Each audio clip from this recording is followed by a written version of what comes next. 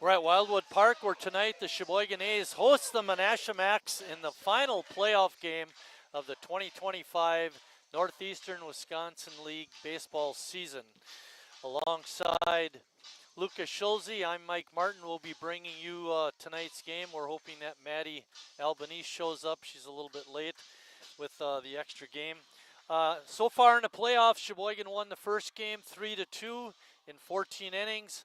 Last night in Menasha, Sheboygan took it on the chin. They lost 15-6. Got a good starter in Brad Reinflesch tonight. Brad, one of the aces of the staff. He leads the club in strikeouts. He's a dandy. Comes in with a 65 innings pitched, 85 strikeouts, has a 5-3 record, leads the club in wins, and should be a good game. Sheboygan managed by Tim Moyer, the Macs by Rex Bear. If you were watching on Tuesday night, you know that manager Bear got thrown out of the game by Steve Walsh, who's tonight's base umpire. Jamie Thurn is behind home plate, and cordial enough at home plate. No punches exchanged by any means. But it should be a good ball game. Lucas, why don't you go through the starting lineup for the Macs? The Game 3 starting lineup for the Menasha Macs looked like this. Ryan Sita is leading off. He's in center field. Evan Olson, the 2-hole hitter, he's hit at second base. Nick Bergen's hitting third, followed by the cleanup hitter, Graydon Tashner. He's at first. Colin Nigel's hitting fifth and at third again. William Horner's behind the plate. He's hitting sixth. Alex Ramus, the DH, is hitting seventh. Ryan Husky, the 8-hole hitter, is in left. And then rounding out, Connor Olson is the man at shortstop. First pitch is lined into left center field. It's going to roll all the way to the wall. Sita, with good speed, cruises into second with the leadoff double. Defensively for Sheboygan, let's do the outfield first. We got Braden Horn in left, Carter Cayley in center, Nick Tenney in right. Around the infield, John Hadley at first, Chase Hanselman at second, Harry Stelt at third, Riley Palmquist is at short. The battery tonight is Connor Lash catching, and Brad Reinflesch is the pitcher. And already Menasha picking up where they left off last night. They had their hitting shoes on, collected 15 hits. And we mentioned all of this series that their defense is really good. They committed no errors in last night's ball game. And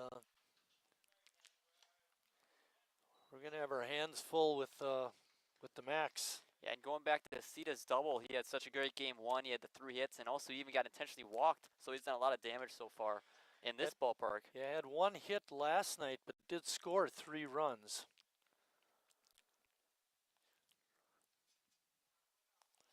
Evan Olson is playing second base, and we're not sure if he's a brother of Connor Olson, the shortstop.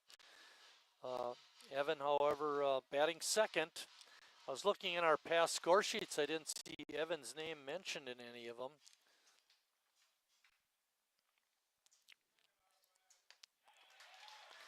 And Evan Olson goes down swinging. The other thing Sheboygan needs to do better tonight than they did last night, they allowed Menasha 7 stolen bases in last night's game, and got to do a better job controlling their running game. Yeah, 3 players at 2 stolen bases alone, and then another one on the other side. Nick Bergen, number 3 hitter, plays right field. Game time temperature 78 degrees. Clear. And the wind is blowing out to left. Kind of saw that, although Sita hit it pretty hard. Ball that split the outfielders in left center.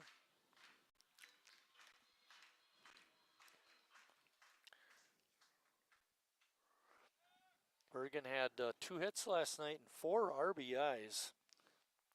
And, you know, we've talked about how good Brad Reinflesch has been this year. And even on this mound, the last time he was out, he threw a complete game and only allowed the 1 run in a pivotal game against Green Bay. Count is 1 ball and no strikes. Pitch is in the dirt, gets away from Lash, and that's going to allow Sita to advance to third.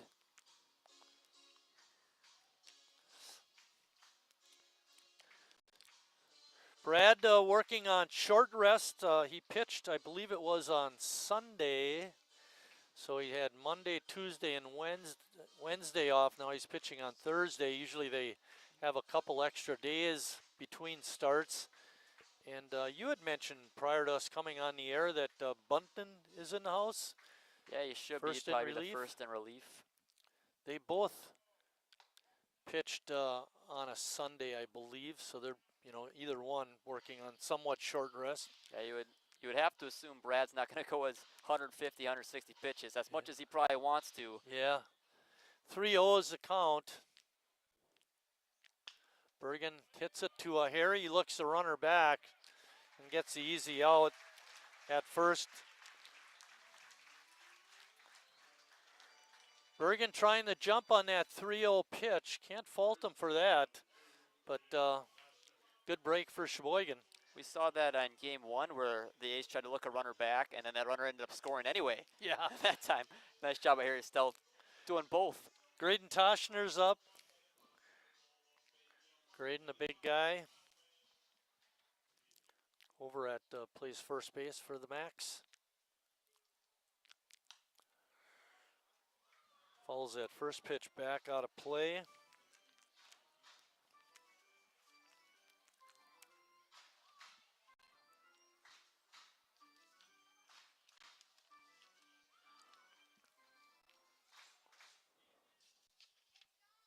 What are you looking for?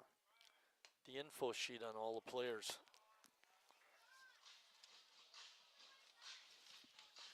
Stop hiding that stuff, Lucas. My bad. 1-1 is the count. Ball's popped up. Hadley has a play on it and makes a catch in foul ground. And that ends the Menasha first. They waste a leadoff double in the top of the first.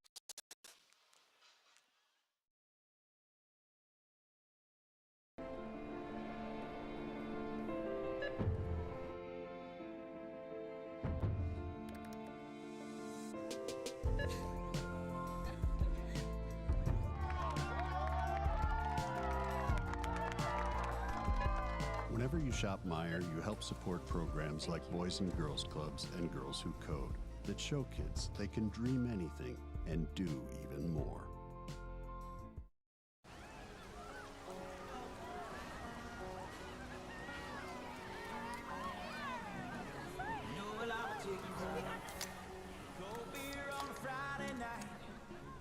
Jeans that fit just right, and the radio.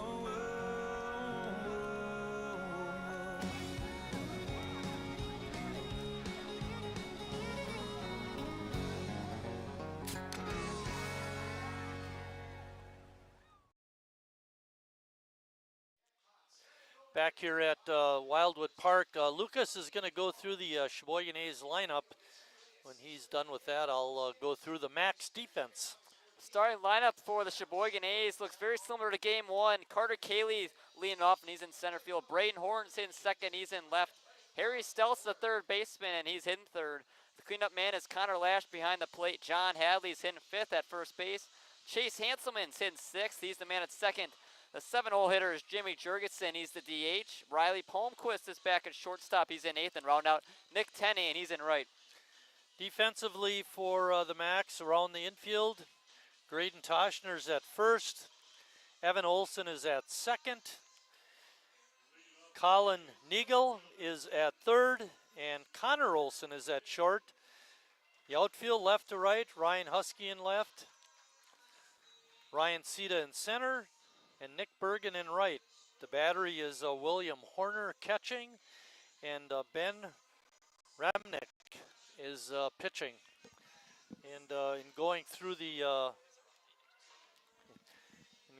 the score sheets that we had, Romnick pitched a third of an inning just the other night. That was his only appearance in the 3 games here in Sheboygan. You'd have to figure how much does Menasha have left pitching wise. You know, Sheboygan's got a lot of different aces. Not every team has that kind of depth pitching wise. Ball is deep in the hole, and it gets past Olson into left field, a base hit.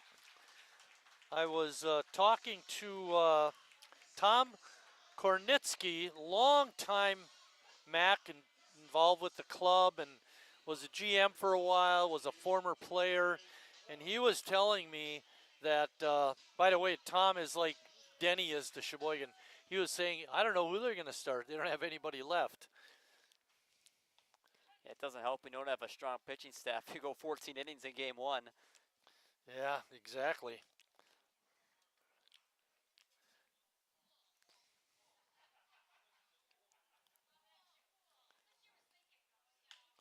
Line drive out into a right center. It drops in for a hit.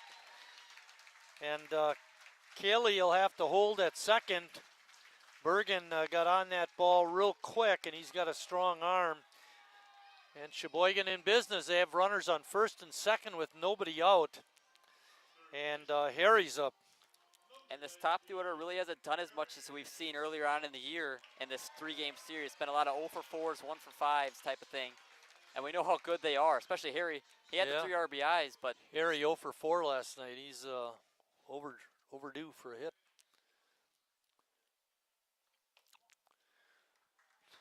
One of the things that Sheboygan has had trouble with really over the course of the season, as we think back, they left a lot of runners on base, and the last night was a prime example. They left 15 runners on. There's a bouncing ball in the hole. It gets past. Olson tipped it. It's going to score a run. Base hit by Harry, and Sheboygan on the board in the bottom of the first inning.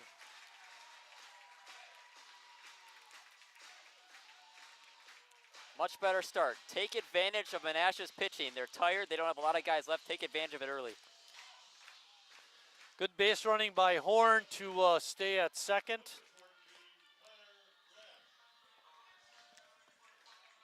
Runners on at first and second, nobody out, and a run in. Lash squares like he was gonna bunt, but pulled it back and took strike one. John Hadley, who homered last night, is on deck.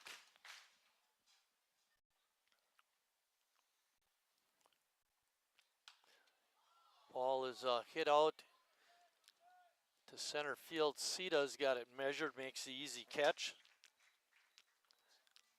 Unproductive out, Lucas. You got to get those runners over. So many times Connor Lash does get the runners over, but not this time. John Hadley up. He's hitting .238 as he steps in. Has 6 home runs. Leads the club, tied for the team lead. And he's 3 for 8 so far in this 3-game series. He's been really solid, especially early on in game one. He was really the only source of A's offense. Good speed at second and Horn. Bouncing ball foul.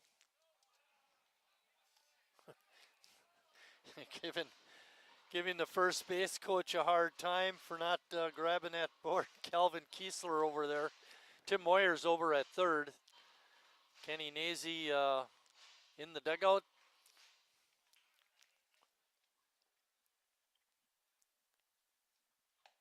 Pitch is up and in. Count is even at 1-1. Mentioned Horns at second. Harry's over at first. We've got a run. Only one out. We should get some more.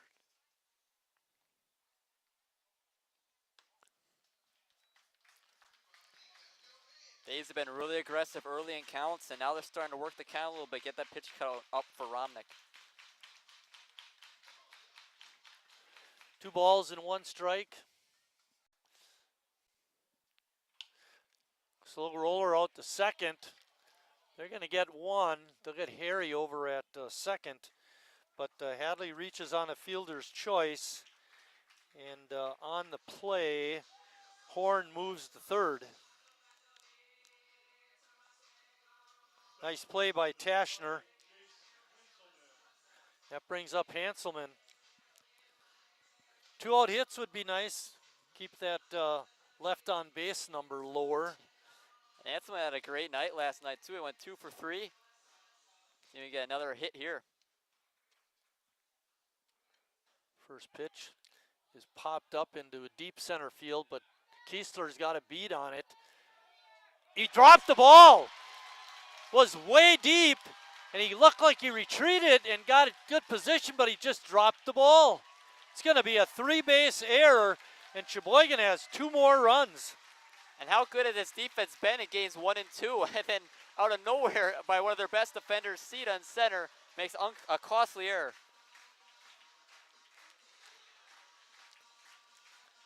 And Sheboygan has a runner on third, 3 runs in the inning, and Jimmy Jurgensen is up. He never looked comfortable going back on that ball. It kept going. You know, he couldn't quite get underneath it. You're right. He never did look comfortable. A little change of pace, and Jimmy was early on the swing.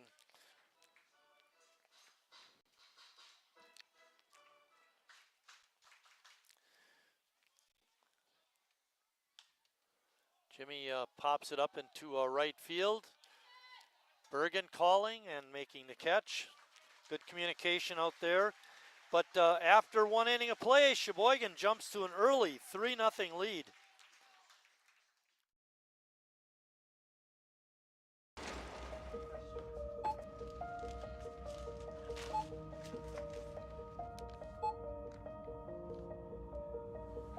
Whenever you shop Meijer, you don't just feed yourself or your family. You help support programs like Simply Give that feed our neighbors in need. Thank you.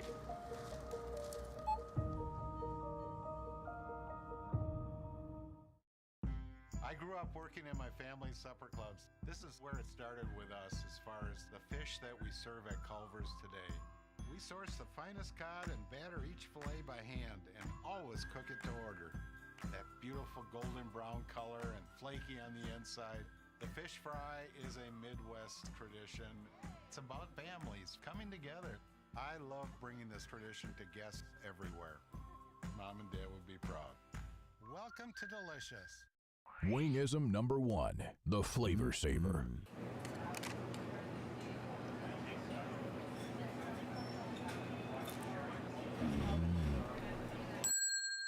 Legend Larry's, the definition of flavor. Wingism number 2, the Joker. Then her dad walked in. Dude, we're done eating. Use a napkin. Serious? Yeah. Are you serious? Yeah, I'm serious. Why so serious? Legend Larry's, the definition of flavor. Colin Neagle is leading off the Max second inning, top of the second. He's their third baseman. Colin swinging at that first pitch, hits it out towards left. Horn racing over and can't make the play. It drops over the fence out of play down the left field line. That's a really dangerous play. We saw Tenney try to make that play way early on in the year and he ended up hurting himself and had to come out of the game. Yeah, exactly. Neagle attends Wisconsin Lutheran College. He's a communications major.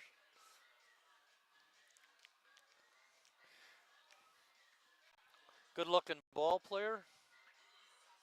Especially defensively at third. We see him make a lot of great plays. Neagle had 3 hits last night. Pitch just a touch outside, evens the count at 1-1.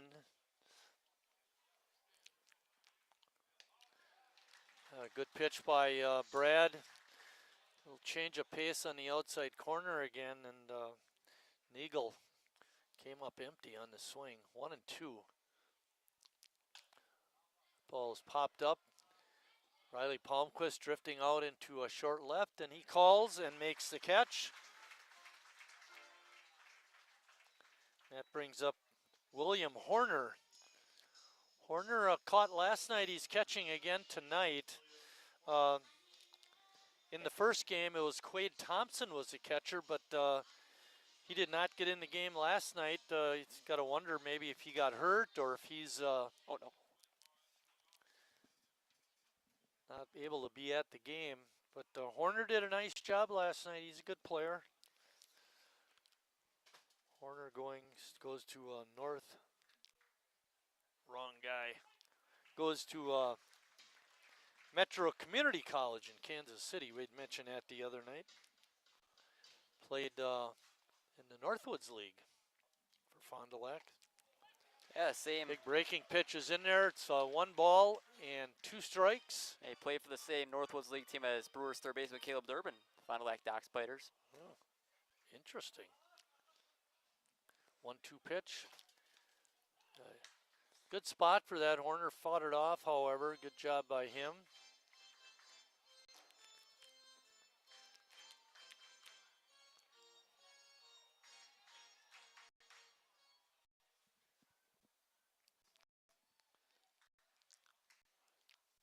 Good crowd here tonight.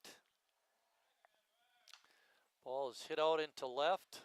Horn retreating and makes a catch for out number 2.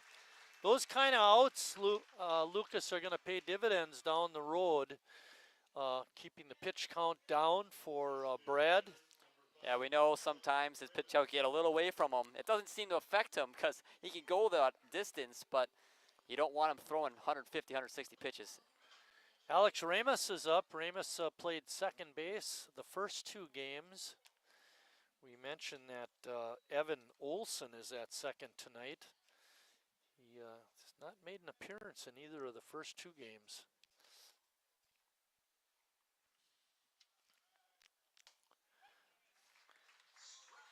Pitch on the outside corner for a strike.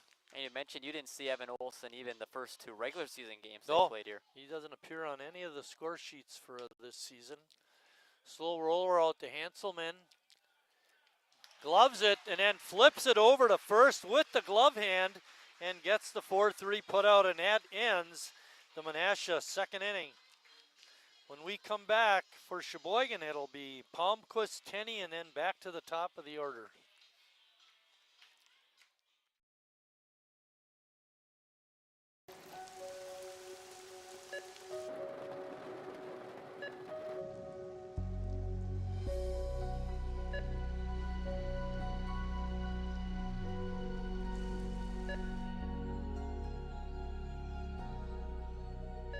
Whenever you shop Meijer, you help support organizations like Hope House Mission and New Hope Shelter that give people around here warmth, shelter, and care. Me smells the great taste of Sheboygan. What does it take to stay in business for 75 years? It's not only featuring USDA choice beef. It's not caring about every single one of our 30 varieties of bratwurst. Nope. After being family-owned for 3 generations, we've learned it's about you. At Miesfeld's Market, we give back to the community, and our customers always come first. Since 1941, we've been feeding our neighbors, so come by and see what we've got today. Wingism number 3, the Peter Heater. Oh, so hot. Oh, so hot! Legend Larry's, the definition of flavor. Wingism number 4, Tea Time. Probably Palmquist is going to lead it off here in the bottom of the second. At home, Sheboygan is 21-10. Trying to get that a little better, and Riley hits a soft line drive right to Tashner, and he makes the easy catch. Nick Tenney. Tenney steps in. He's been playing a lot in the absence of Ames. Jacob Neese. And a quick 2 pitches and 2 outs. And you know, you had brought it up with Brad getting those quick outs. Again, you don't know how long Romnick even's going to plan to go, Right. so him getting quick outs, the longer he can go in this game. Carter Cayley singled his first time up and scored. He's came into the game hitting .404. That's up. Another guy seeing a lot more playing time in the absence of Alex Ames with his tendinitis in his right arm. First pitch was a ball. That one's out of the zone, 2-0. You wonder if Tim, even though it was a ball, you wonder if Tim said take a pitch just to give Brad a little bit of time on the bench, let him rest a little. Yeah, good point. Not a bad idea either. I look at the stat sheet. This is from the other night, but it's going to be close. Carter has only got, a little over 40 at bats. I wonder if he would qualify for a team leader in batting. 3-0 pitch is a strike, makes it 3-1. It'd be tough to make that case for him because guys like Harry's got 140 and Right, 100 more exactly. at bats. That's my point. Slow roller up the middle. Olson throwing. Got him. Very close. But it's a 1-2-3 inning. Good bounce back inning for Ramnick. Let's hope the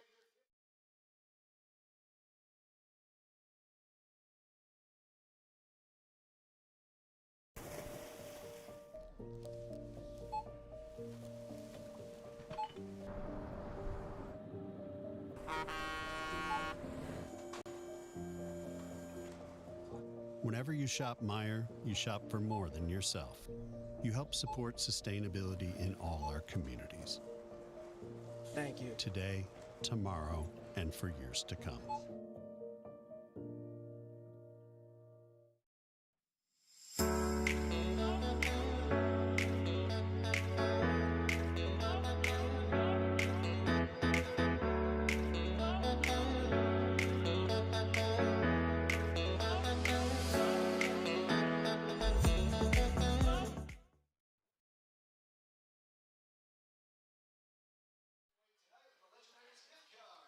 getting ready to start third inning action for the Max. It'll be Ryan Husky leading it off. He's talking to Ryan on the way into the park, and he said his relatives down in Illinois really love watching the game. So That's awesome. give a little shout out for Ryan, and hopefully his relatives are enjoying tonight's game. Maybe not so much right now because they're down 3, but I wonder if they're Bear fans hope not. or Cub fans. Hope not. How about White Sox? That's fine. White Sox don't bother me. Southsiders.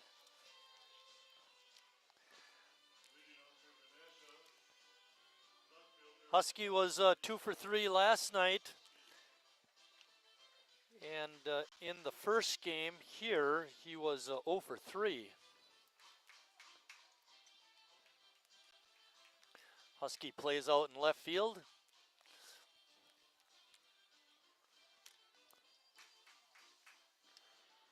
Husky attends North Central College. So majoring in management.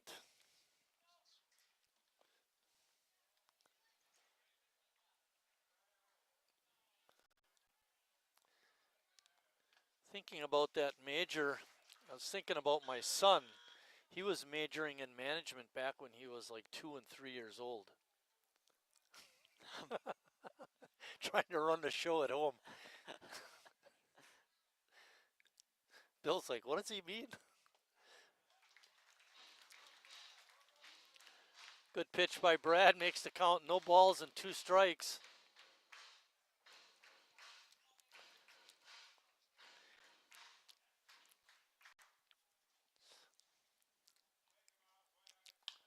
Line drive, passed Hanley for a base hit. Yes, John had no chance at that one. Great piece of hitting by Husky going the opposite field with 2 strikes. Really caught Hadley off guard. Connor Olson, the shortstop, is up. You know who hit that one? The 8-hole hitter, Marty. What? The 8-hole hitter got on. Oh no, that's right. Bottom of the order. The bane of our existence this year. Seen that over and over again throughout the year. The 7, 8, 9 hitters of the opposing team getting on base and doing a lot of damage to our pitchers.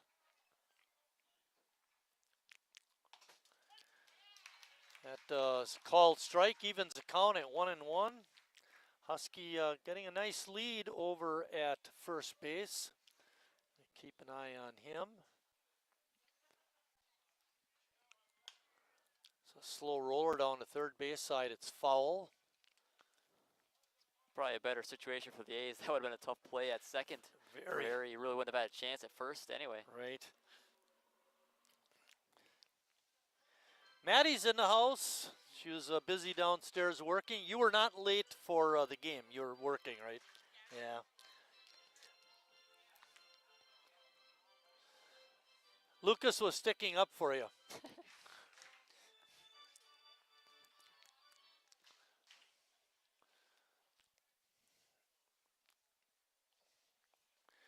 One ball and 2 strikes. Big breaking pitch stays up high.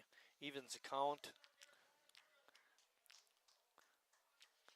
Do a shout out to our interns this year. Lucas Schulze, of course, up here with me along with Maddie. We also have Rose Hahn and Hunter Rosh. All 4 of those interns doing a great job all year. This will be your last chance to shine, Maddie and Lucas. So step it up. 2-2, nobody out. Ryan Husky's on at first.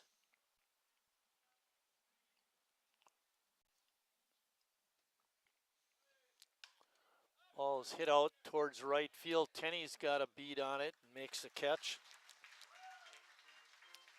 Now, even with that base runner, that leadoff single, another pretty quick out for Brad. He's not really getting the full counts like we've seen a lot of times yet. It's like he's, a lot of times, not tonight hopefully, but a lot of times he's not comfortable unless it's 3-2. That's what he said to me in our interview today. He said, I'm trying to get ahead. I don't want to get behind guys, 3 balls. So he's done that so far. Ryan Sita up. Sita must be a smart guy. Majoring in biology at St. Mary's of Minnesota. Yeah, St. Mary's of Minnesota, I believe, is in Winona, the city of Winona, where Winona State is. And we got a couple players on our team that attend Winona. Pitches the ball, evens count at 1-1.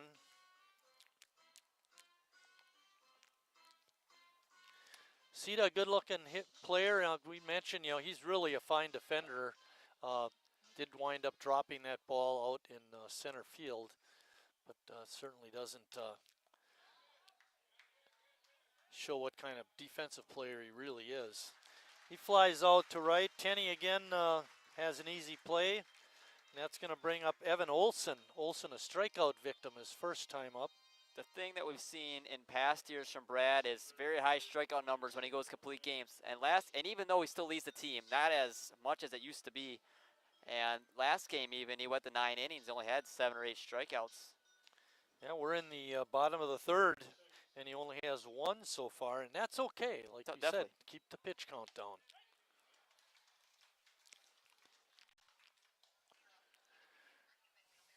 Brad looking pretty good so far.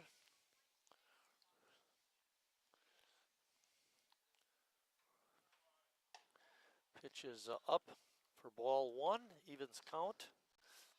The A's have a chance to give Menasha a taste of their own medicine. Start off with the righty and then put in a lefty that can really throw off the hitter's timing the way you have your lineup constructed. You're talking about Bunton coming in later. Yes. Yep, okay. Husky really getting far off the base.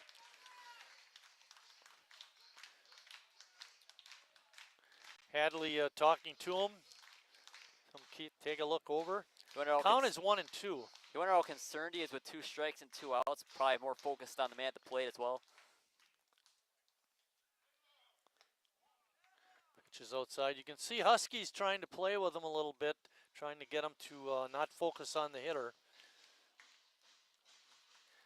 2 balls, 2 strikes, 2 outs.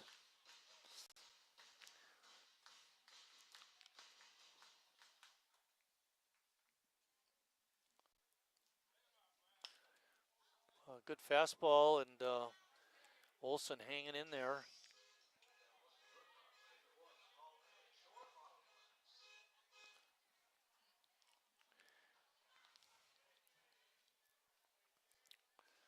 Still 2-2.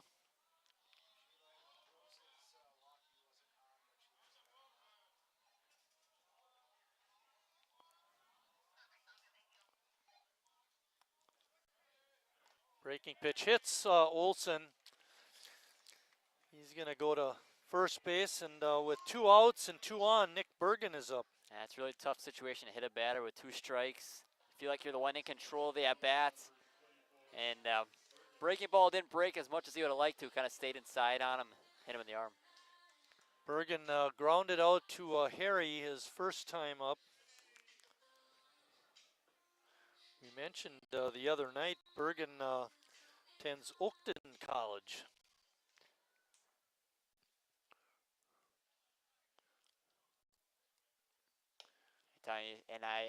NAIA school, JUCO player. Probably looking to transfer somewhere a little higher this coming years. That first pitch to Nick was a ball. 2 outs and 2 runners on.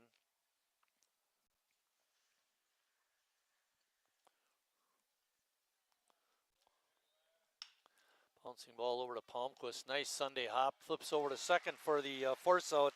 And that ends the 3rd inning.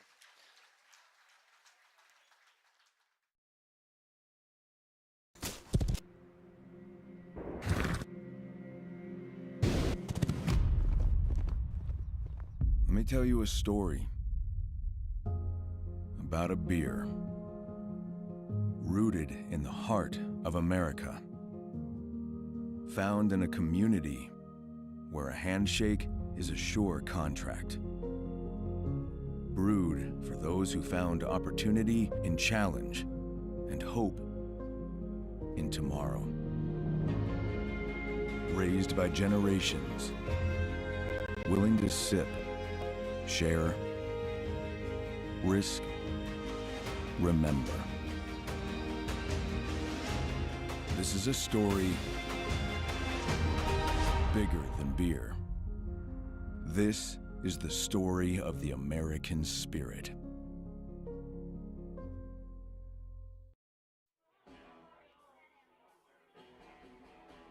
All right, guys, we got teriyaki, honey barbecue, and mild. Enjoy.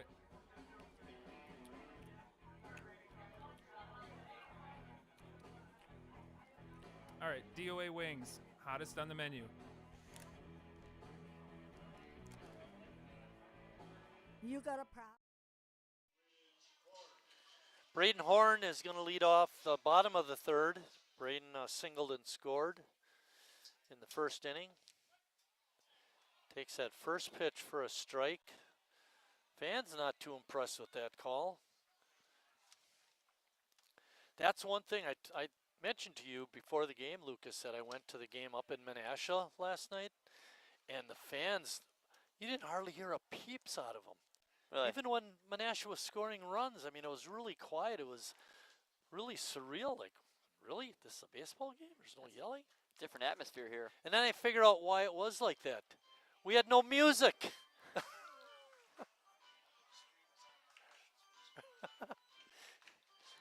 But they did have a fine field announcer. Not quite up to the level of Bill, but close.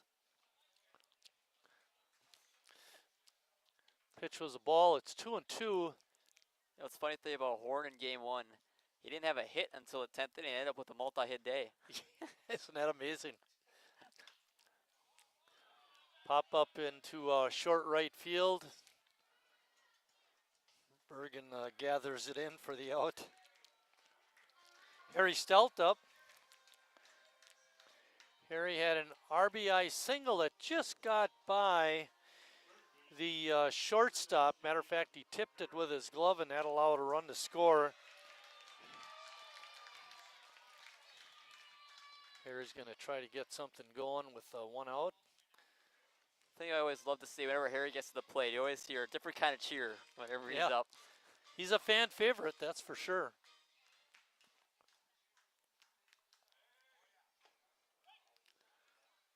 Harry took that one for a strike. 48 RBIs now on the year for him. Yeah, it's quite a total. And I know you had said on Tuesday night he had more RBIs than games played. Is that correct? Yep. 48 to 45 now. 48 RBIs, 45 games played. Harry not liking that call. With that strike, it's 2-2. You ever really see facial expressions from Harry? Kind of just lets it happen. Continues on. He's pretty even keeled in that regard. You're right. Bouncing ball, just foul. Another thing about him, he's really comfortable hitting with 2 strikes. We've seen him get a lot of 2-strike hits to all fields. I just saw something that I really like about the home plate umpire. What? Threw the ball to the pitcher, left hand. Really? Yeah. Oh. Mr. 25. Still have to have a good strike zone, though. That left-handed throwing only goes so far. 3-2 is the count.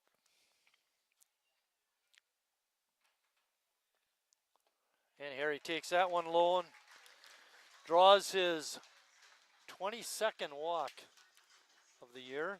That might be a little bit low. 26. Nope, that's about right. We have stats from the other night. They're not updated, but they are pretty close for the most part. Connor Lash is up. Connor flew out to center field his first time up.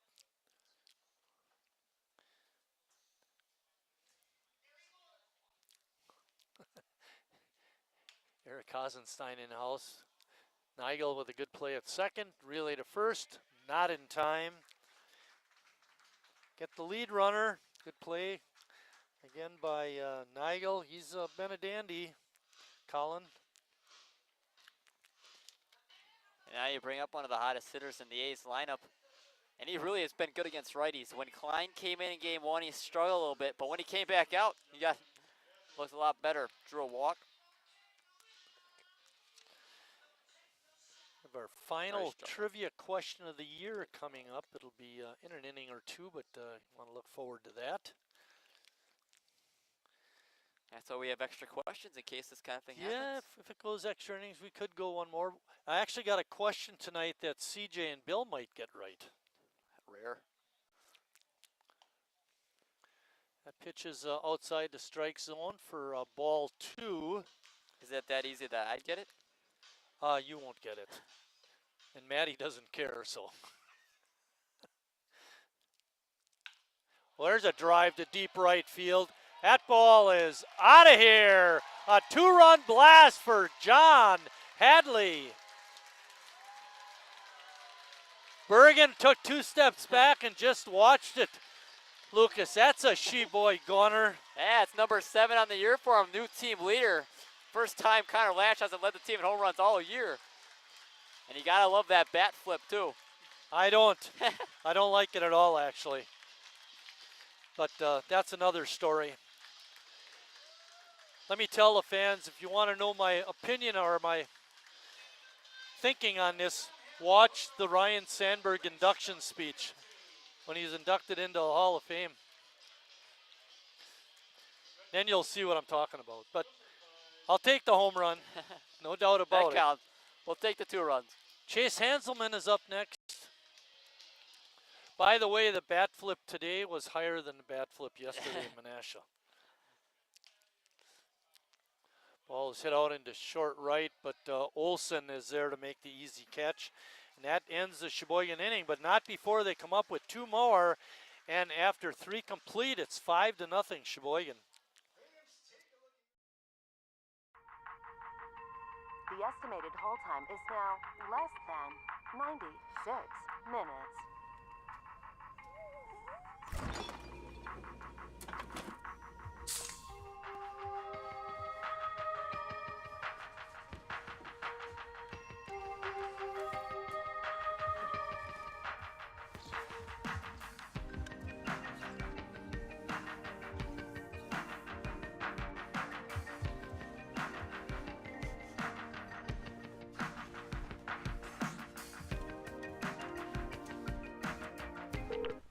Thank you for your patience.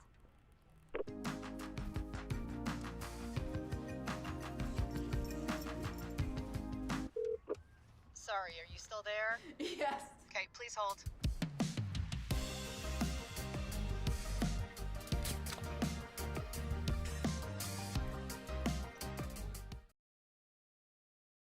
3 in the first and 2 in the third. That's why we're doing the announcing down here.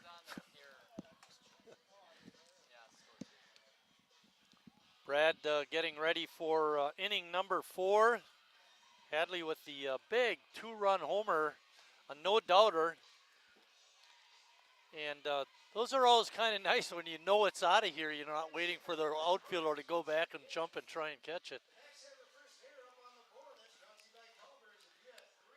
Let's hope Ryan Flesh can keep this going. He's got a 5-run cushion. Just keep mowing down hitters, throwing strikes. Don't let the walks get to you. And he hasn't done that a lot this year either. Graydon Tashner is up. Graydon is from Neenah. We had mentioned the last game that his dad was a major leaguer, Jack Tashner, left-handed pitcher. Graydon trying to make his own mark. Takes that first pitch for a strike. Can you do game changer? See how many pitches? Yeah, I got you. I'm going to check a pitch count for Brad.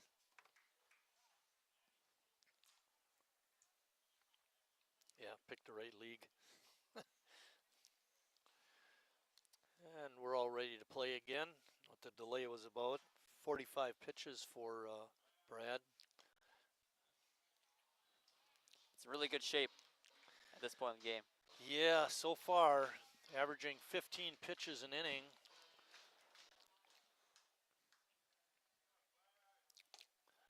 And you wonder how long he'll go. You said that he pitched on Sunday. You don't want to overwork him as well as be the last game of the season. He's got 9 months to rest. That's what I'm saying. It might be the last game of the season, but you don't want to hurt him.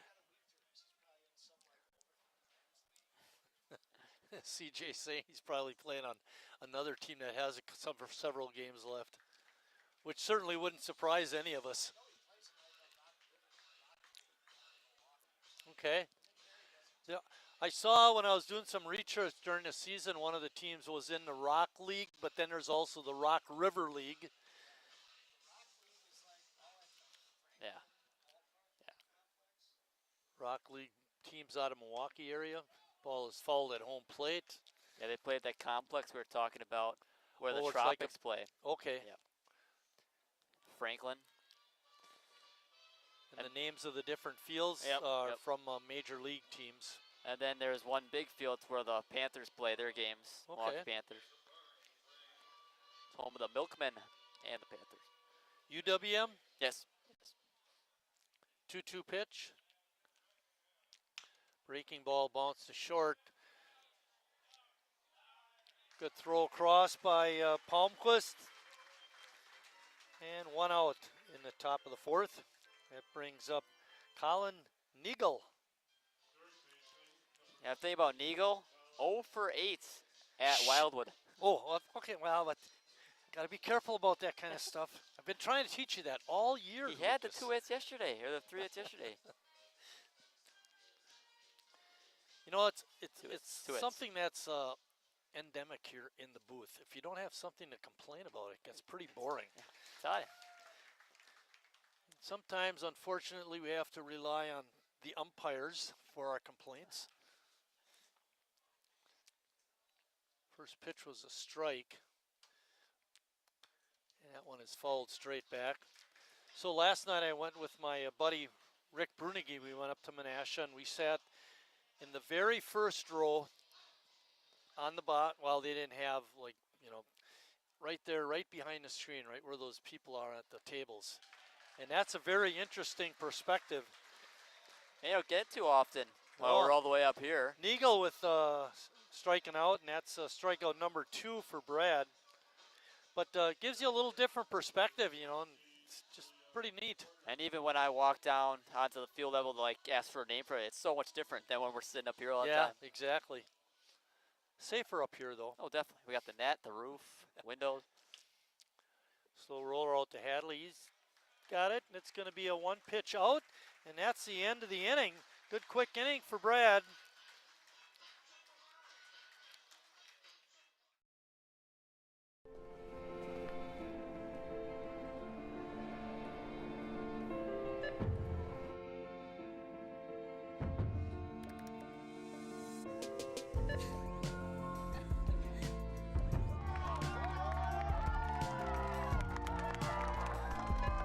Whenever you shop Meijer, you help support programs like Boys and Girls Clubs and Girls Who Code that show kids they can dream anything and do even more.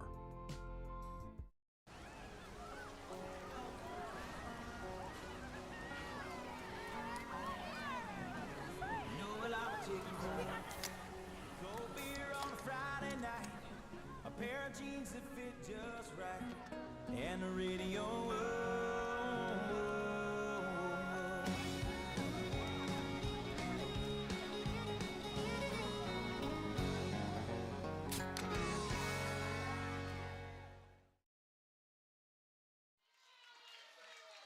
Getting ready to start the bottom of the fourth.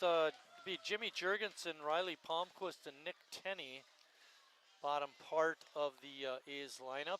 This will be our final game of the year. We want to thank all you fans for joining us on these broadcasts. It's been nothing but a pleasure for us to do this. We really enjoy it. I know you're looking to get into the business, Hopefully going to eventually. college and for journalism and communication, and best of luck with that, Lucas. Thank you very much.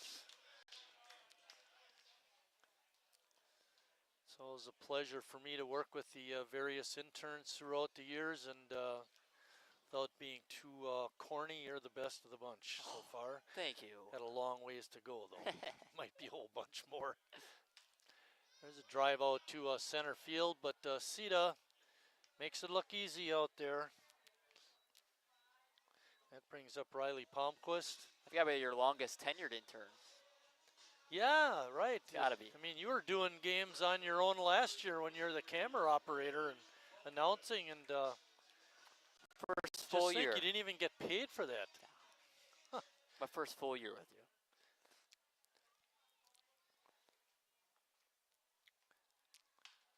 Next pitch is bounced through the left side of the infield for a hit.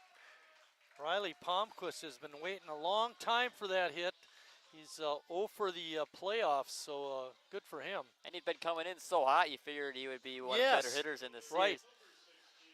That state league tournament type thing, he really hit the ball well and got his average up there. And then these playoffs started, and it's been a struggle for him, so good for him. The thing that is, you see every team's best pitcher, especially Menasha's best pitchers. Exactly. That does make a big difference.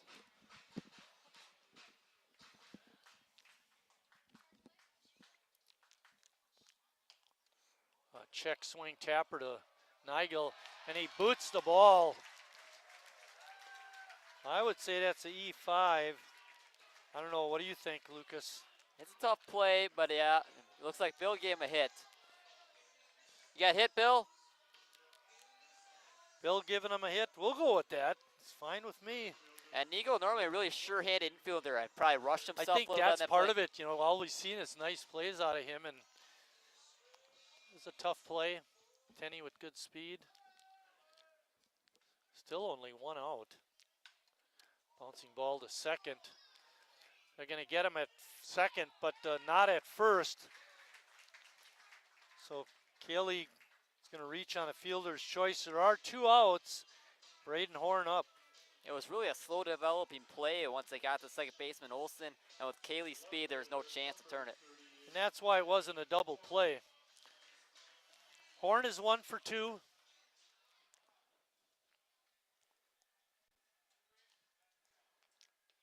Ball in the dirt. Horner able to block it, keep it in front of him, not allowing the runner from third to score, but Kaylee able to advance. Yeah, great base running. You want to extend this lead, and you do that by putting runners in scoring position. Take advantage of those mistakes.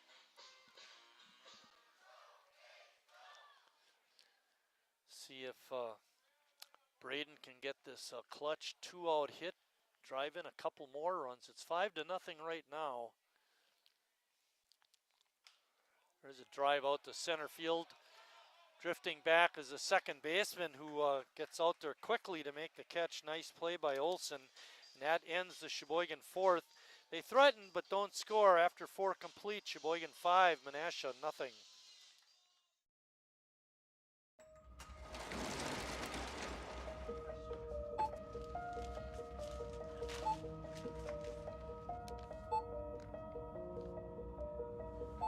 Whenever you shop Meijer, you don't just feed yourself or your family. You help support programs like Simply Give that feed our neighbors in need. Thank you.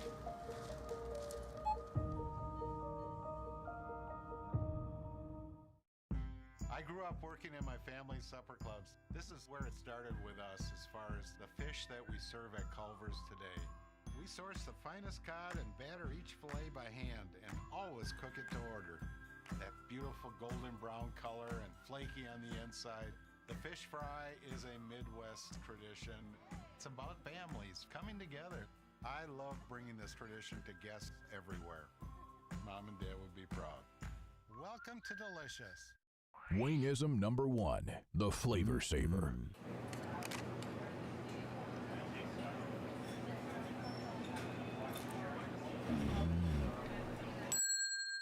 Legend Larry's, the definition of flavor.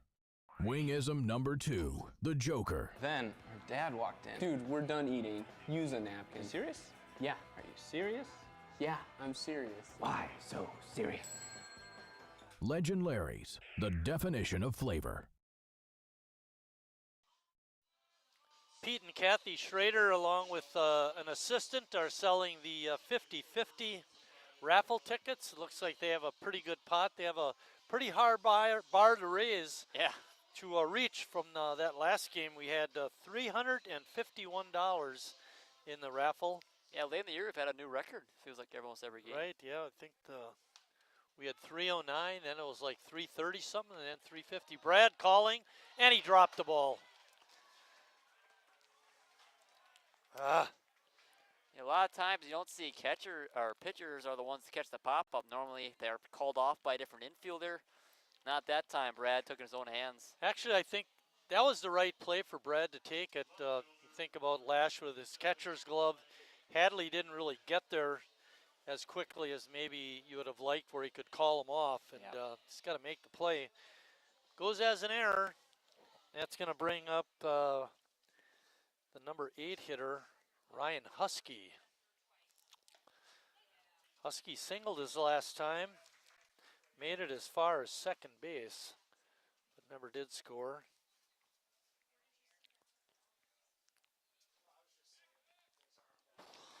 Pickoff throw is not going to allow the runner to advance as it skipped by Hadley. I feel like kind of a revenge throw from Ryan Fletcher. We fired that one over there. Very nice crowd for this championship game.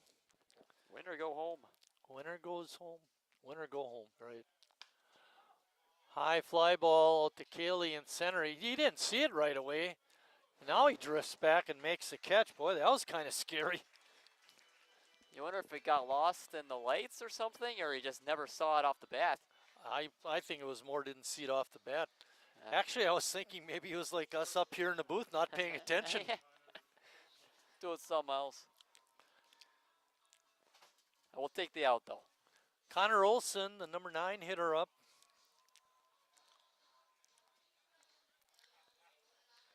One thing that Menasha did, I think, at least 3 times last night, they might have tried it even a 4th time, was they went after the sacrifice bunt a lot. Yes. Now down 5-0, you know, you wouldn't want to give up an out to advance one base. But still something to think about. And Harry is back deep at third. And the way pitching was in game 1, where real pitchers duel throughout the game, you'd like to see that. Yeah, bunt, right. Especially Advance late in the game, trying to get the runs in extra innings. Pitch breaking ball goes outside. Evens count at 1-1. There's one out. And Alex Ramos is on via an error.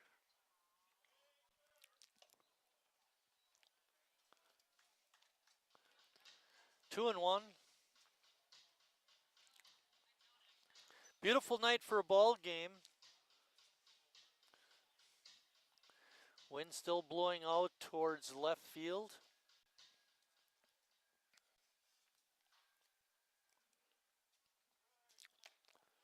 Ball 3.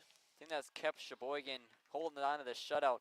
0 for 4 with runners in scoring position so far for the Max, especially off that leadoff double from Seda in the first inning. Next 3 batters went down.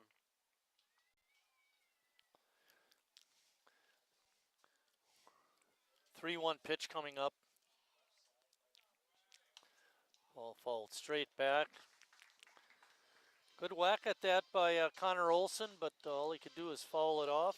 That's a big pitch here for Ryan Flesh. Don't want to give Seda a guy in runner is scoring position.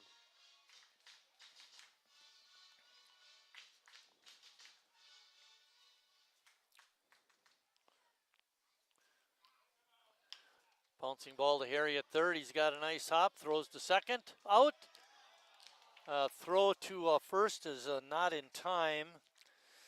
Olson will reach on a fielder's choice. Good play by Harry. Get the lead runner.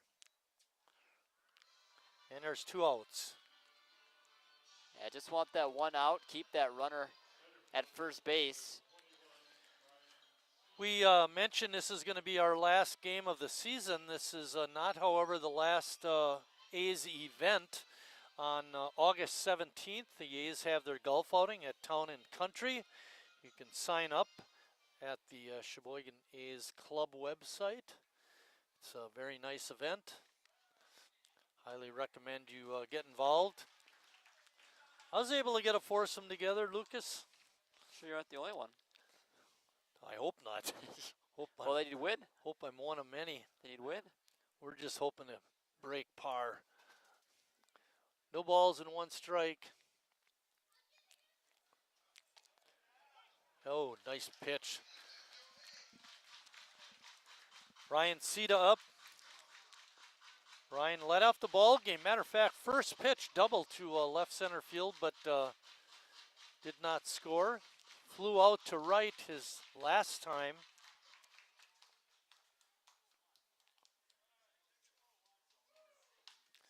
Ball's popped up on the infield.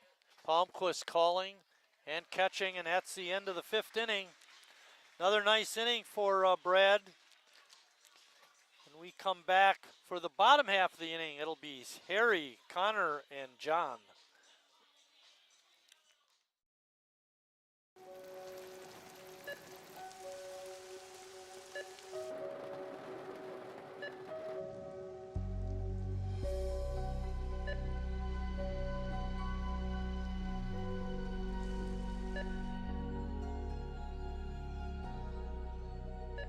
Whenever you shop Meijer, you help support organizations like Hope House Mission and New Hope Shelter that give people around here warmth, shelter, and care.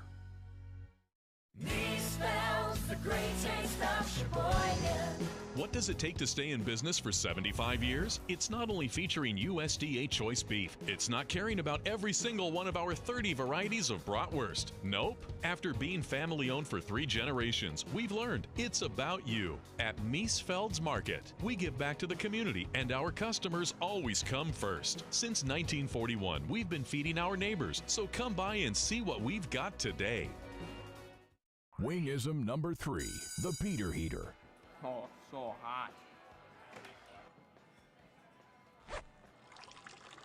Oh, so hot! Legend Larry's, the definition of flavor. We're back for the bottom of the 5th inning. It's trivia time in the bottom of the 5th. This Hall of Fame manager has 265 wins, second to Chuck Zeikert's 333. You guys hear that question? Second on the all-time list for wins. Who's the manager? He's a Hall of Famer. Oh, Harry with a weak swing. Makes it no balls and 2 strikes. When are we going to give the answer? Maybe in the 5th or the 6th? We're in the 5th. Well, we're in the 5th. Okay. Who do you got, Bill?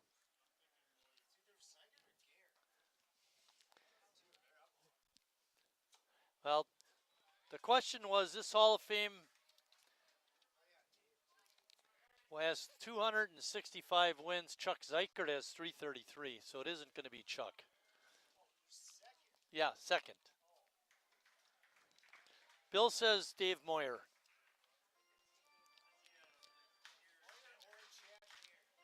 Harry's evened up the count. It's 2-2. Ooh, boy. That was awfully close to take that. He Third. got the call. It's 3-2. Third flinched a little bit back. That thought I was about to ring him up, but he stayed tight. Holy cow. Oh, Harry with a swing and a miss. Just changed the K around.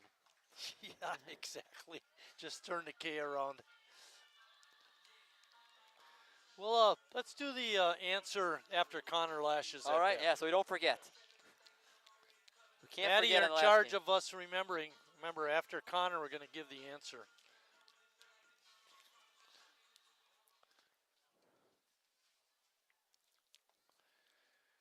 We're in the bottom of the 5th inning. Sheboygan's on top 5-0. There is one out. Lash is 0 for 2. He did score a run in the 3rd on the home run by Hadley.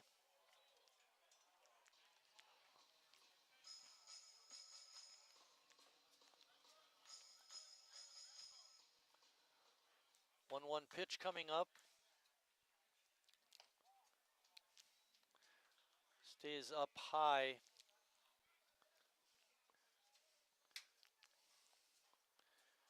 Ben Ramnick doing a good job. There's a drive to deep left field. Way back there, and way out of here. Connor Lash with his 7th home run of the year. And it's another She-Boy gunner. And just like that, the home run leads back tied at 7 with him and John Hadley.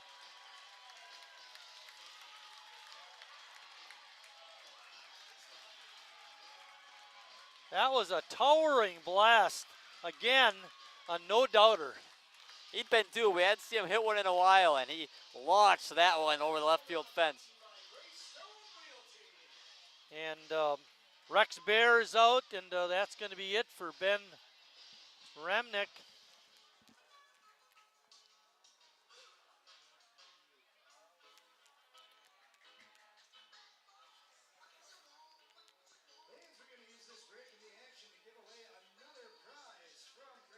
Zach Lemieux, don't leave that there, I got to get the spelling, is coming in to pitch for Menasha. That Lemieux name sounds familiar, Lucas. I think he played in one of the other games. However, I don't know that he pitched. It just looks as a substitute, doesn't have a position on him, so maybe a utility guy. Let's see, we'll look this up. Lemieux did not pitch in the first playoff game. He did pitch in the January 21st game. He went 2 innings, didn't give up any runs. So he has And he's seen a lefty, action. lefty as well, so going opposite hand now.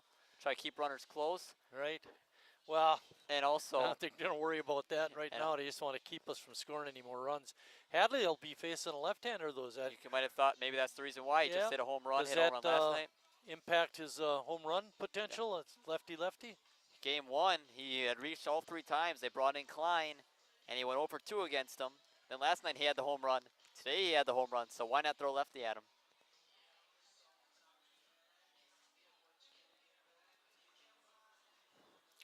Now 2 of the next 3 hitters are lefty, with Jurgensen in that 7 hole.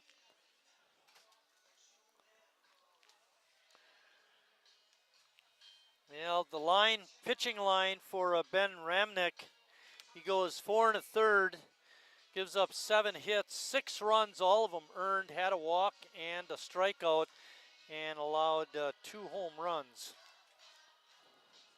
Both launched. Yeah, both of them launched for sure.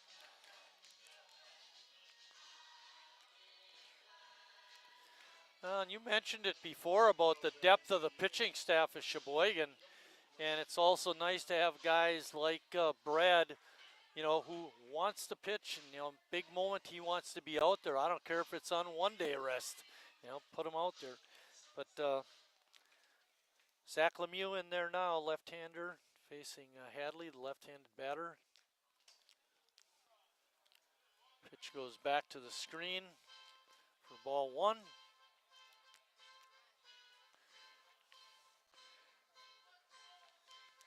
Maybe a mix-up on the signs, crossed up. corner back there. Good point. New pitcher. Oh, We got so excited with the home run. Maddie is awesome. The answer to our trivia question, this Hall of Fame manager has 265 wins, second to Chuck Zeiker's 333. The answer is Dave Moyer. Dave Moyer, you guys got it right. Finally, we've been waiting all season for both of you to get the right answer. Count is 1-1.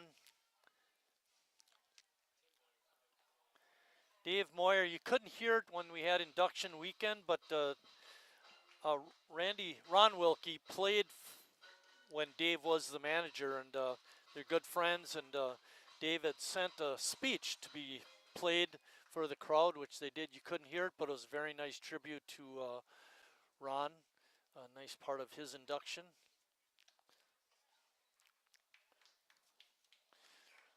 So, Dave, I'm not sure what he's doing now. He was an educator and a district administrator and got pretty high up the rung, wrote a book or two.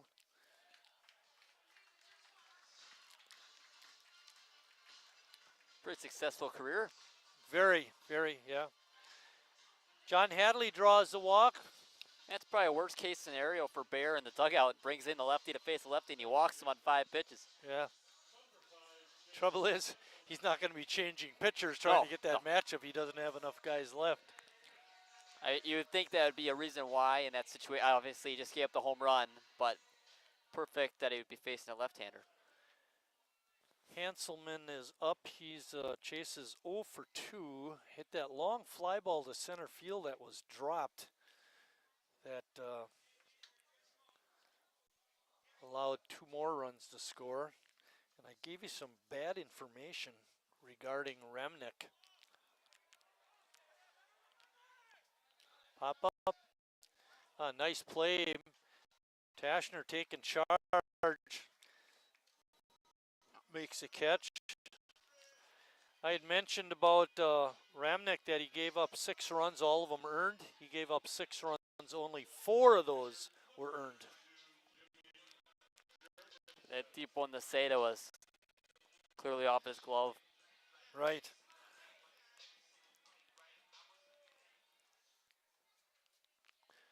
That's like you had mentioned, right after the play. He never looked comfortable out in center field, trying to. Looked like he was tracking it, but he never, like you said, never really got under it. And he turned around last second, and it went up top his glove. Jimmy's up.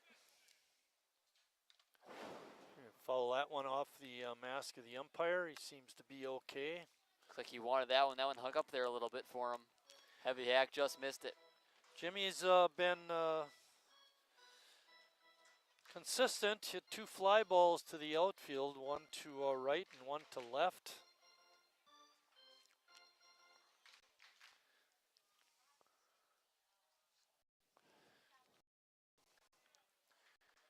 Pitch is in the dirt for a ball.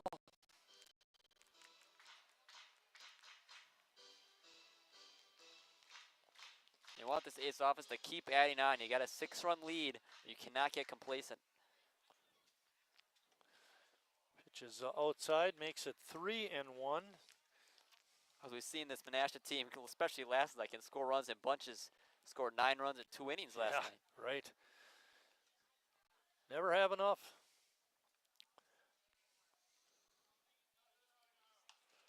Jimmy pops that one straight back. And we're all happy it's not a roof ball. Oh no, Bill's car just got hit. Maybe.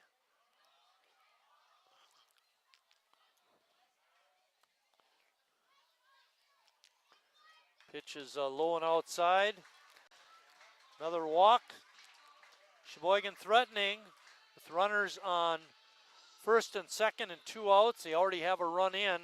That brings up Riley Palmquist. Good speed at second. Hadley's a pretty fast runner. See if Riley can come through with another hit. Driving a run. Yeah, that hit his last time up, and that broke the streak of hitless. So let's see if he can get hot now. He's not hitless for the playoffs. Takes that first pitch for a ball. Nick Tenney waiting on deck. Nick singled his last time up.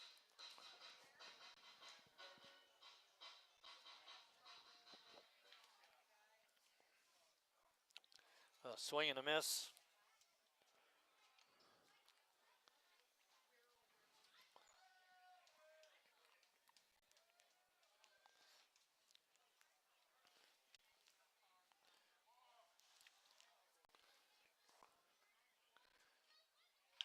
There's a drive to deep left field. Get back there. Gone! Another home run for Sheboygan. That one a 3-run blast by Riley Palmquist, his first of the year. And the third Sheboyganer of the night. What a time for your first home run in the last game of the season to give your team an 8-run lead in the playoffs. When I was at the game 9 last runs. night, and Riley had mentioned earlier that he was 0 for 3, he was really frustrated that he wasn't getting hits. But great for him. Great for the team. 4 runs in the inning.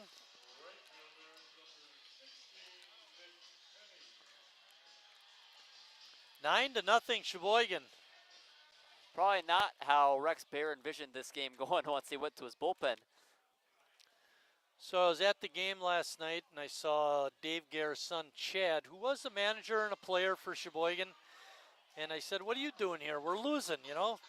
Your dad was there on Tuesday night. We got to win. So who's in the house tonight? Dave Gare, and we're winning again. I was supposed to call you today and tell you to be here. Chad told me that last night. I was at the game. Yeah, but I forgot. But nice to see you. How you doing? No, Tuesday too? You were here Tuesday night. That's when they won the first playoff game.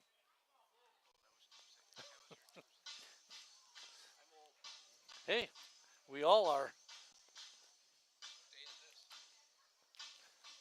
We got a line waiting to get up here to talk to everybody. John Brzonik behind Dave. No, I don't think so. 3-1 is the count. Nick Tenney still up there.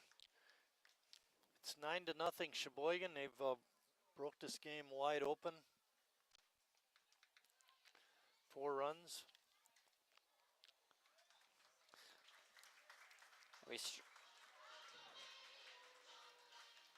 We saw Lemieux struggle against Hadley, walking him, and then another walk to Tenney now. So Dave, you still playing a little golf? Heavens no. You've seen my golf game. I remember back when we were players, we had a little players golf outing thing, and Chuck Zeikert beat me, and you let me know about that. Oh, he's a good golfer. Yeah, he had 120 and I had 123. Enough of this interview.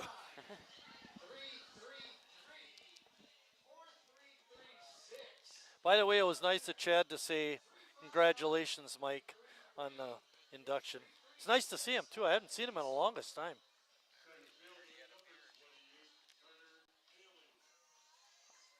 He might have, yeah, I don't know. I can't remember. I had too many Coca-Colas. Carter Cayley up. Carter is 1 for 3.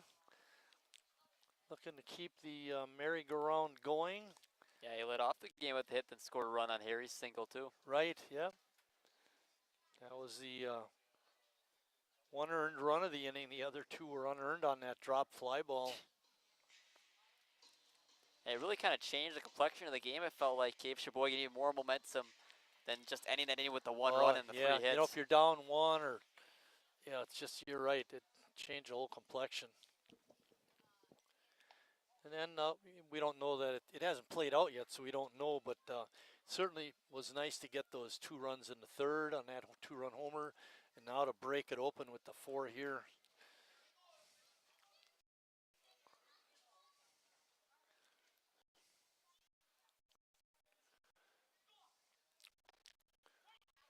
One thing you got to say about Menasha, you know, they had a pretty crappy record through the regular league season. They only finished 7-11, but they came in and won those 2 playoff games to get to this point, and then won the second game. So they've won 3 out of the last 4.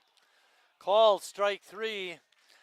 Carter Cayley goes down on strikes, and that ends the Sheboygan 5th, but they do score 4 runs and lead it 9-0.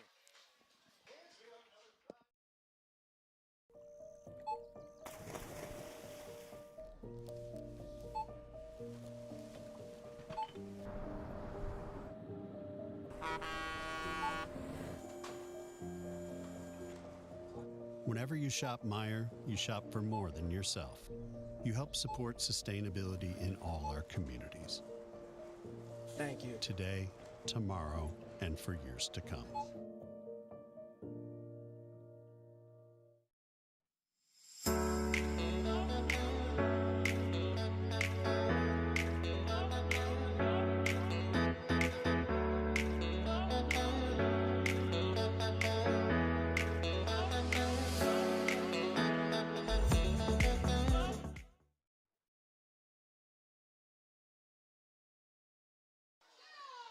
Back for the top of the 6th inning, Brad Reinflesch is still out there. Now he's got a 9-run lead after 2 homers from Connor Lash and Jimmy Jurgensen, or Riley Palmquist. Leading off the inning will be Evan Olson, the 2-hole hitter, followed by Nick Bergen and Graydon Tashner, 2, 3, and 4 in the Menasha lineup.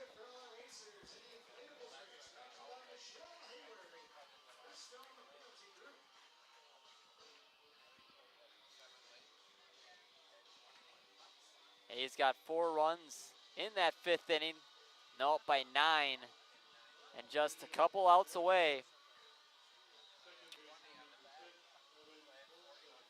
12 outs away from winning the Newble Championship. See how long Brad Reinflesch goes this game, if not the complete game. Take that, Lucas. Dave Gare exiting the press box said, Marty, you're my favorite A's announcer. All righty, back to game action. Could you handle it while I was busy? Yeah, I did okay. Okay. As usual, probably really well. You know who Wally Pipp is, don't you? Wally Pipp played first base for the Yankees back in like the 1920s, 30s. And he told his manager, Miller Huggins, I'm not feeling so good today, coach. Put in the kid. The kid was Lou Gehrig. Played over 1,000 games in a row. Didn't hear a Wally Pipp anymore. That's why I don't like you announcing alone too much. All of a sudden, that will not happen. Who was that, Mike Martin? Did you tell him who's batting? Evan Olson? Yes, yep. Olson, Bergen, Tashner.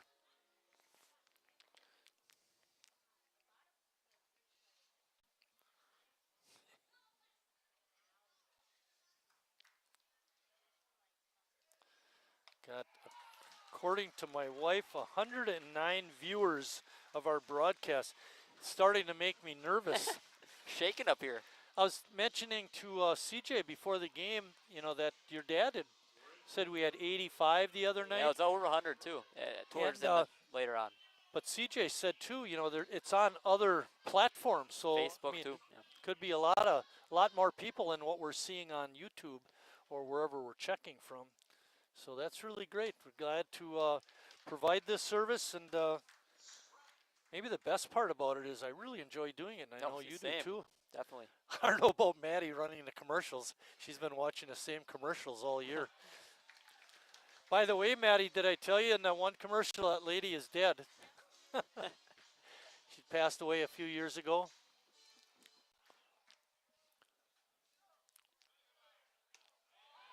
Call, strike 3, Bergen.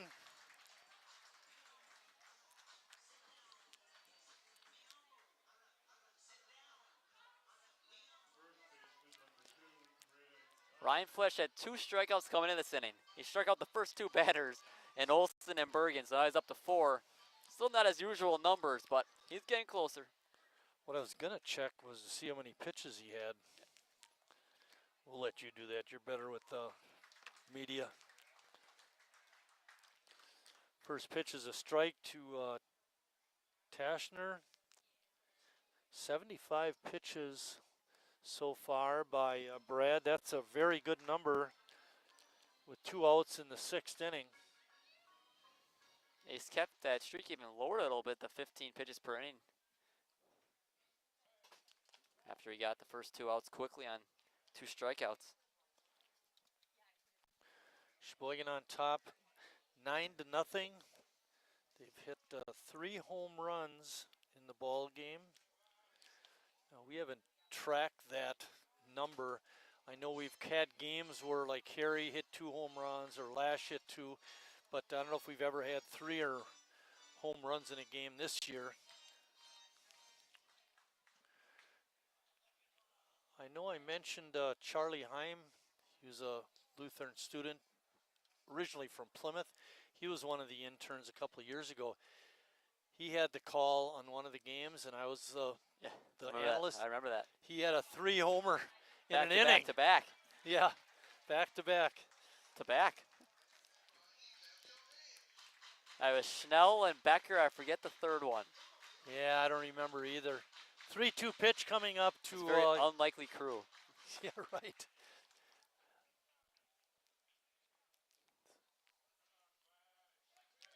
Breaking ball, swing and a miss. And Brad strikes out the side. Sheboygan cruising so far through 5 1/2.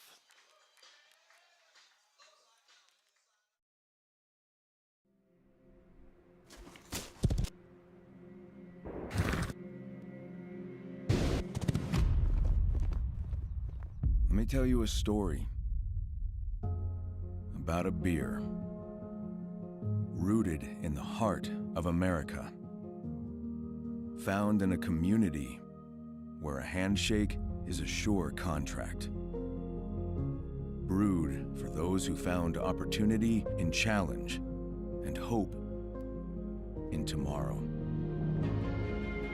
raised by generations, willing to sip, share, risk, remember. This is a story bigger than beer. This is the story of the American spirit.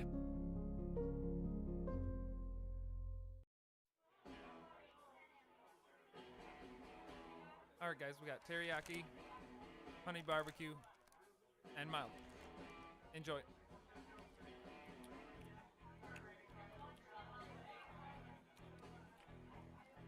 All right, DOA wings, hottest on the menu. You got a problem?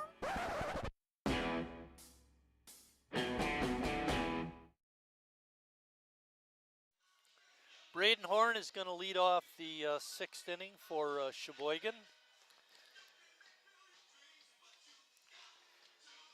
Mention again about the Sheboygan A's golf outing on August 17th at Town and Country. You can sign up online at the Sheboygan A's Club website or the Sheboygan A's website. Take your pick. Tim Moyer on the cusp of getting his team to the championship of the Newble League. I don't know, how do we classify that Wisconsin State League tournament? You know, we had a crummy record during the regular season, but we won the tournament part. Yeah. No, same thing that could happen with CJ Menasha. Shows how strong the State League is.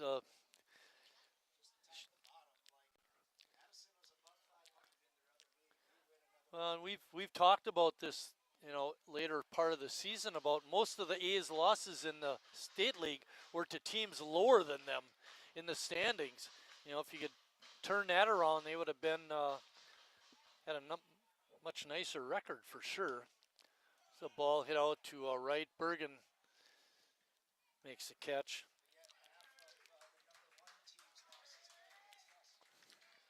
Now, I was talking to a guy before I came to the park, and he was saying, yeah, he asked about who was playing. I said, well, of course, us and Menasha. And he says, Menasha pretty good. I said, well, they had a really crummy league. Yeah, so I was about to say it's the same 7 kind of and thing. 11, you know. Well, he says, yeah, but they got hot at the right time. Correct. They're playing for the championship. That's all that matters. That's why in a way, I don't think that's fair, because you play an 18-game season, you win that, and then now you could end up being in second place.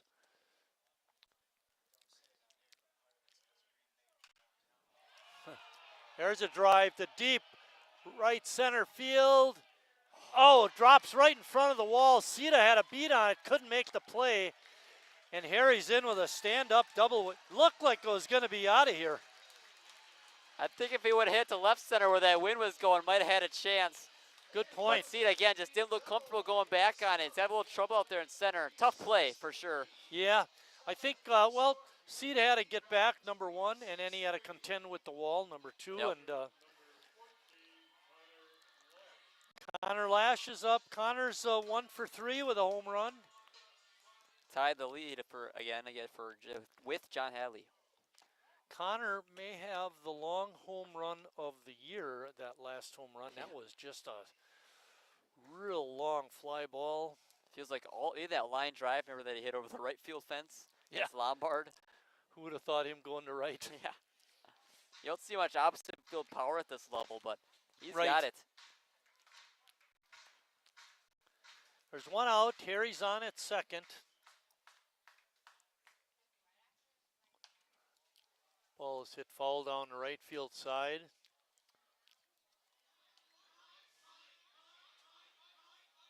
Yeah, 4 home runs in the game. It's crazy. Almost 5, as you're talking about with Harry. And Hanselman hit one pretty far, too, close to the fence. First inning. Good stop by Horner. Zach Lemieux still on the mound for the Max. When I look over at the Max side of the score sheet, there's a bouncing ball over to second.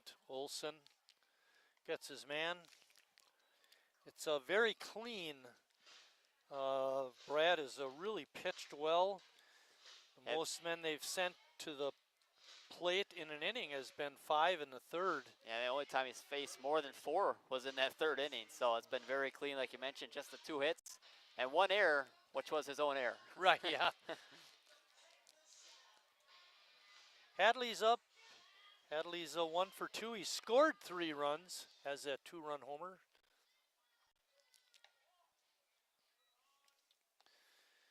John was the first batter that Lemieux faced, and he walked him. That was in the 5th inning.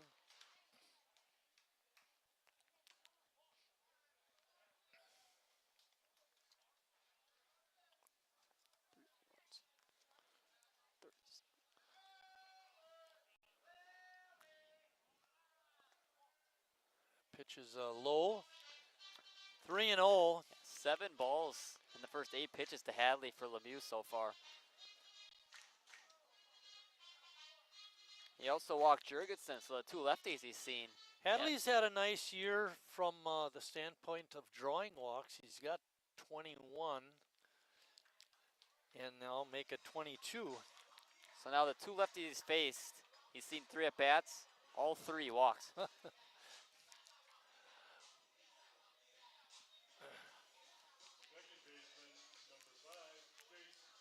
Chase Hanselman came into tonight hitting 300. That's gone down a little bit with his 0 for 3.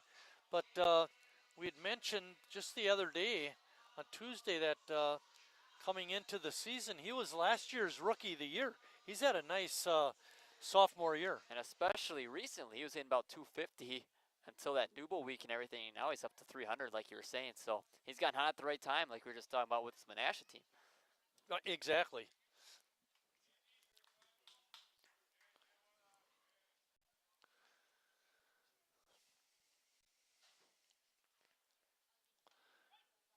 Coming into tonight's action, Sheboygan overall 35 and 22. They finished the state league with a 9 and 15 record. In the Newble, very fine 15 and 3 record. And if you're looking at the playoffs, it's 16 and 4, and on the cusp of making it 17 and 4.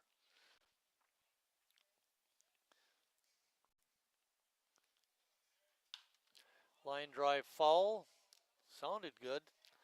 Just a lot of hard hit balls, especially the 3 home runs we've seen, and then Harry's double. Been all over Menasha pitching night. Yes. 2-2, 2 outs, man on second.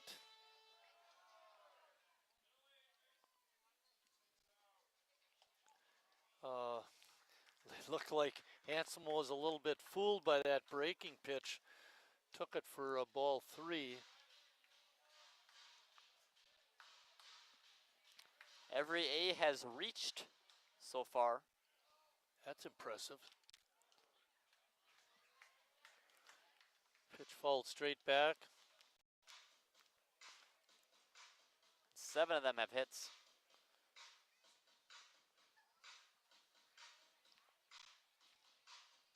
Harry still perched at second. Hadley at first. There's a drive to deep left field. Way back there, and just out of here. A 3-run homer by Chase Hadley, and the 4th Sheboyganer of the night. Are you kidding me? Oh my goodness. 4 home runs, 11-0. Make it 12 after Hansman walks home. But my goodness, the offense has gone nuclear tonight. It has. And there was a ball that I think on another day would have been a routine fly ball to left. It got up into the jet stream and it just kept carrying. Hey, know the wind. Know the wind. Rex Bear back out talking to the troops, and I think that's going to be it for Lemieux. Number 7 is coming in. Oh. He pitched. Check Anselmo. He pitched game 1.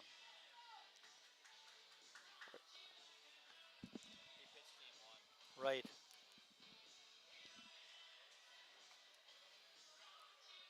No, it's 27. 7's that short. Okay. So we got Connor Olson pitching.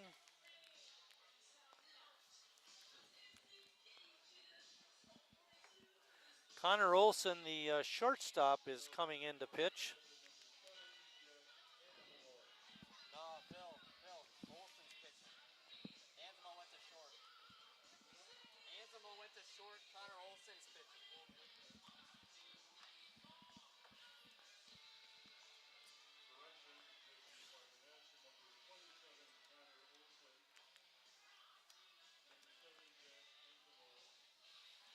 When you need your offense to step up in the biggest games, win or go home, you just dropped the game by 9 runs the previous night, and you put up 12 runs in not even 6 innings.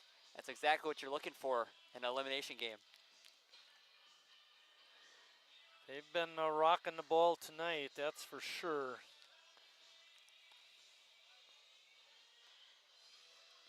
Not a very good line for Zach Lemieux. He goes an inning and a third. Lucas gave up 3 hits only, but he walked 4. Did have a couple of strikeouts and allowed 6 runs, all of them earned. And 2 more homers. Yep, and 2 more homers. No, Jimmy's the only one left. In the hit parade. It's been a nice night for Sheboygan. You gotta feel bad somewhat for those Menasha fans that came over to see the game. Of course, that's what happened to Sheboygan last night. And game 1 was such a good game. Pitchers duel, both teams had their aces on the mound.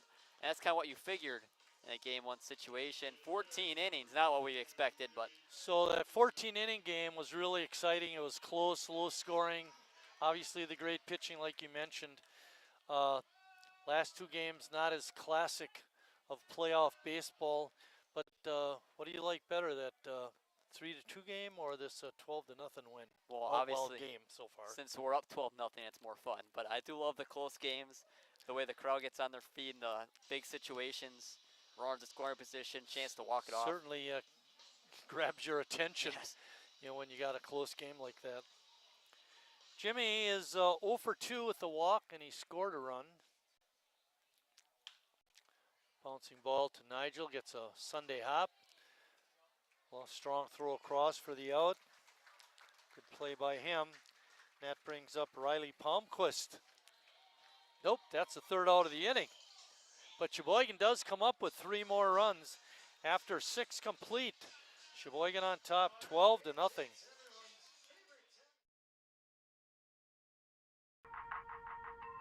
The estimated hold time is now less than 96 minutes.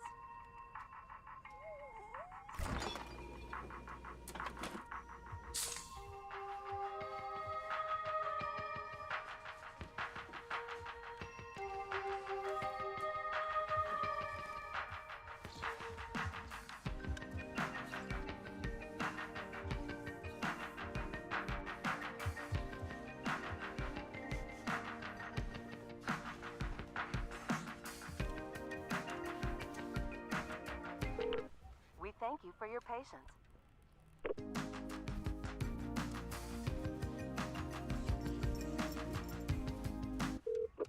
Sorry, are you still there? Yes. Okay, please hold.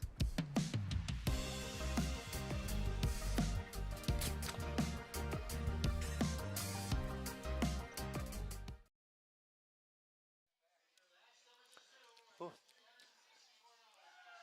Are they going to play 7 or? Casper. Casper's got to play. Ooh. Casper's behind the plate. Giving out $364. Denny Moyer just read off the winning ticket. We got a gentleman walking over there. Hopefully he's got the winning ticket, and he'll walk home with $364.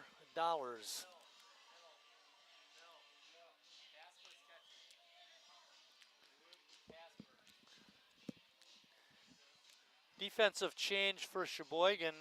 Cal Casper is now catching. And Wagner's in. Is that second, I think? Wagner also is in. I can't tell if he's at second or short. I would assume second, because Palmquist is still out there. Brad wrapping up his warm-up tosses. Second, yeah. Hudson is in, playing second base for Hanselman. Yeah, hit a home run, get taken out of the game. My goodness.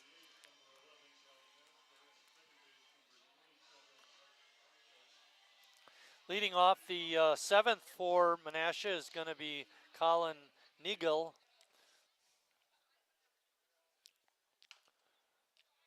Bounces that one foul. Just 9 more outs defensively. Yeah, right. Hudson Wagner's at short or second? Second base.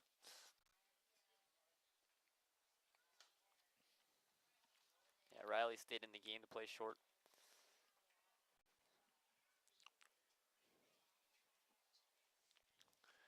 Riley will lead off the next inning for Sheboygan.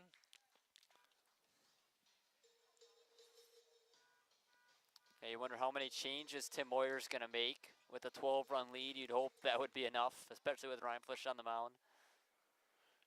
Yeah, you know, I'm a little skeptical of that. You know, it's a championship game. I know you want to get your kids in there, but you got to be careful too. It's not like basketball. You can bring them back in after you take them out. Exactly. There's a line drive base hit to center. Good piece of hitting by the Menasha Max Colin Nigel. He breaks his hitless streak at this park. 1 for 10. Okay. 1 for 3 tonight. And he had 3 hits last night. So after his 0 for 7 in game 1, he's really figured it out. William Horner is up next.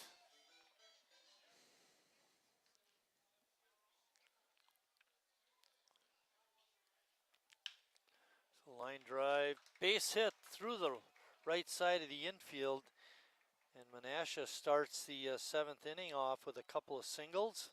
And that's going to bring up Alex Remus. And they've doubled their hit total in, what, 5 pitches? We got a pinch hitter, number 7. Yep, shortstop. He came in for Yep, when Connor he Olson. came in. He was a pitcher the last time we saw him here. Jack Anselmo. His first at bat of the ball game. Yeah, he came in at short, and then Olson moved over to pitch. Right. And Jack not wasting any time, saw that first pitch and was ripping. I mean, nice for Brad to get a ground ball right to Palmquist, get a double play. Set this inning back How about on. a one hopper to Harry? Turn 3. That's step on the bag. 5-4-3 triple play. Hit softly to center field, but Cayley comes in and makes a nice running catch. Ryan Husky up. Hopefully the Husky clan is still watching the ball game down in Illinois. You think they would be, just to watch him hit, no matter what the score is. The reason I was talking to Ryan on the way in is I wanted to find out about Colin Nigel and his pronunciation, because we were calling him Nigel here. So it's good to get that information. It helps also why you went to the game last night. Heard the field announcer say. Yeah, and he says too, you know, my relatives love watching the games. I guess they watch the Green Bay games because they do the same thing we do, and of course here in Sheboygan. So nice to hear that. It's nice to be able to watch the games so you don't have to travel to each location to watch. Right.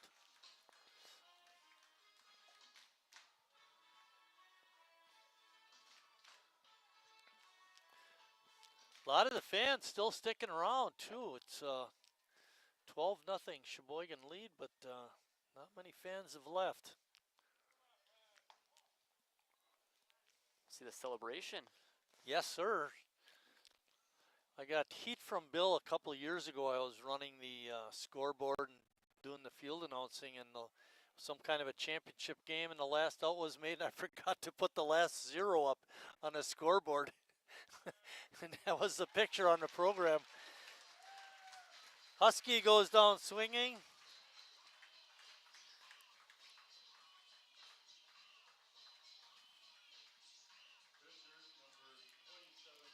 And all of a sudden you blink and he's up to 6 strikeouts. Well, that's what it was. I had him for 5. I must have missed one, but you're right. Struck out the side in the 6th and now has a strikeout again in the 7th. 4 right there. Breaking ball, strike 1 to Connor Olson, who's now doing the pitching.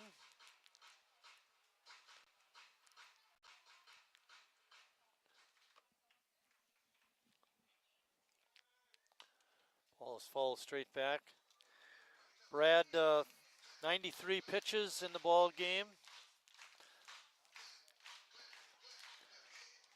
It's hard to see in the bullpen area, but it doesn't look like anybody is back there getting ready to pitch. Especially with the lead.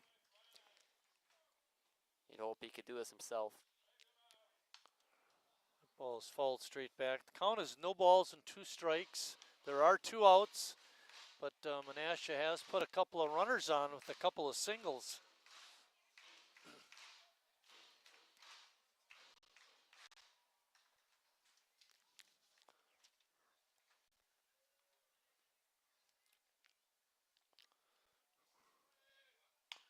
Bouncing ball to Palmquist. His quick throw across is in time. 6-3 put out, and that ends the Menasha 7th. When we come back, it'll be Palmquist, Tenney, and Kelly.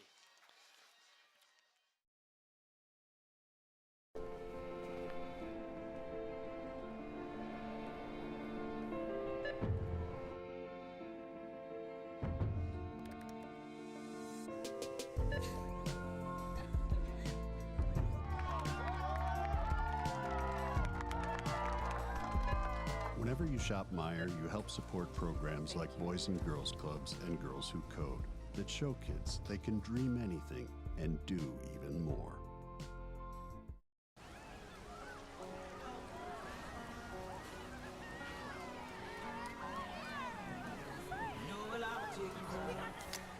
Cold beer on a Friday night, a pair and the radio.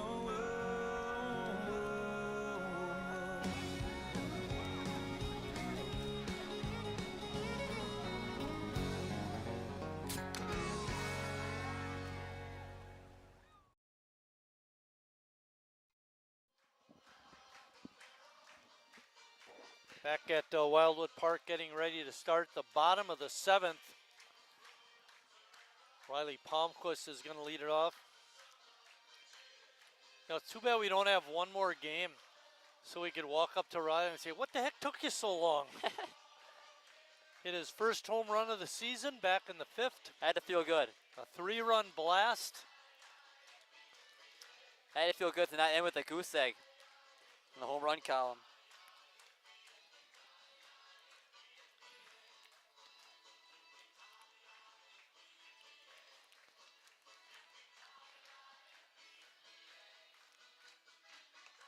Last season, Riley did not have a home run, but his season was cut way short due to injuries.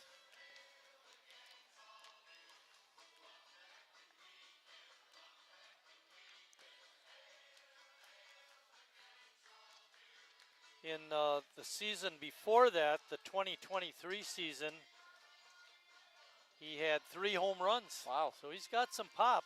Another stat to take a look at. The A's last year, 18 home runs. This year, 38. Huge difference in the power. You know, guys like Hadley and Lash coming over makes a big difference. 18, and the year before was 31. You said we had this year 38? Yep. See what we had back in 2022. 30. 30. Pretty good number. In 2021. 28. 28. And that's all I have. So, good season for home runs. You know what that means? A lot of Sheboyganers. We've seen a good majority of them, too. Yes. Of the total home runs. No, I was at that James Taylor concert on a Saturday night, and you did, I think it was the second game of a doubleheader. Yeah, I think that was when Gavin hit one out. Oh, he did? No, you were here for Gavin, weren't you? I don't Gavin remember. hit the home run, the pitcher. That's right, I was. You That were? was pretty shocking. He has 2 of them. He had another one. This year? Yeah. Missed that. Well, I don't. It was on the. Maybe it was an away game. It was an away game, yeah.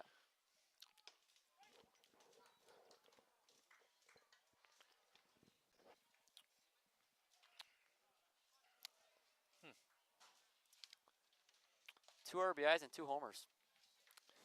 3 and 2 is the count to Riley. He's 2 for 3 in the ball game, and takes that pitch outside for a walk.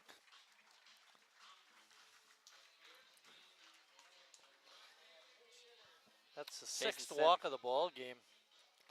Pinch hitter for Sheboygan. Sims. Jason Sims.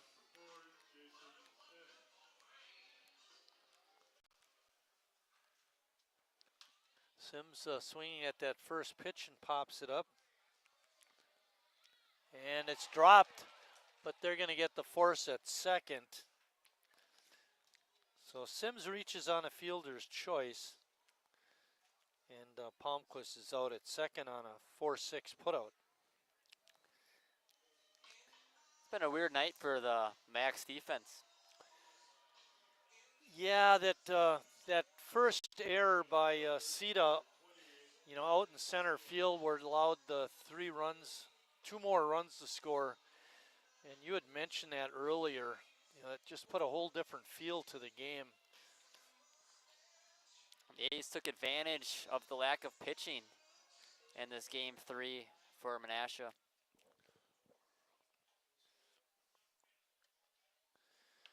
You would think with a 12-0 lead, Tim would not be having his runners on base trying to steal.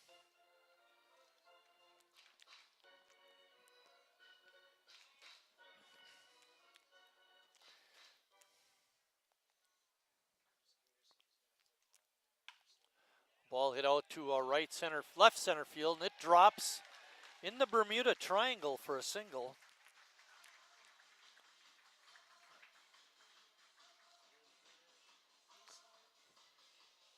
Kiesler.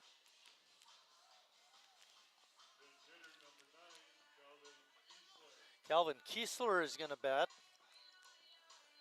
for Horn.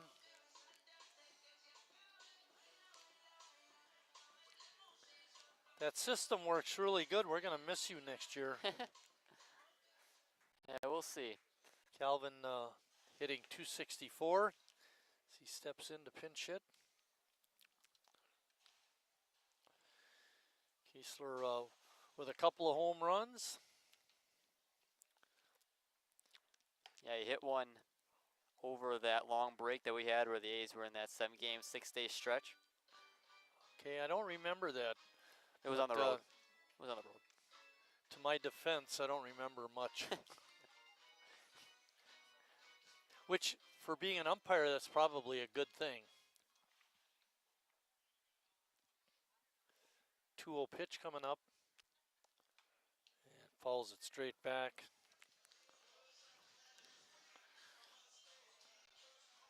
Connor Olson, the starting shortstop for the Macs, now on the mound. How many outs do you have? He is third of inning, 2 outs he's recorded. He got Jurgensen. That was last inning. That inning, and then he's got one here. And a runner on first and second. Swing and a miss.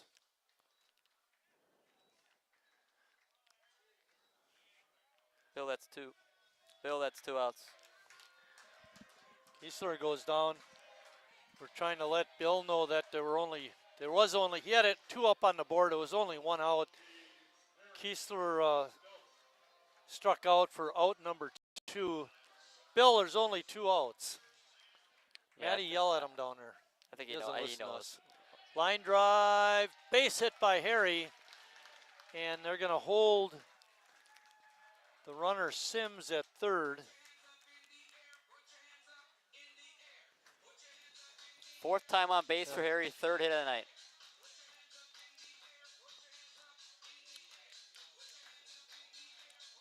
Pinch hitter Casper. Casper. Casper is batting. Casper came in the last half inning on defense, and he's making his first appearance at the plate tonight. Cal from Green Bay attends Winona State. We had mentioned that. He's drawn 17 walks on the year. 1 2 outs. Not 3. Good eyes over there, Hudson. You're awesome, baby. We tried to tell.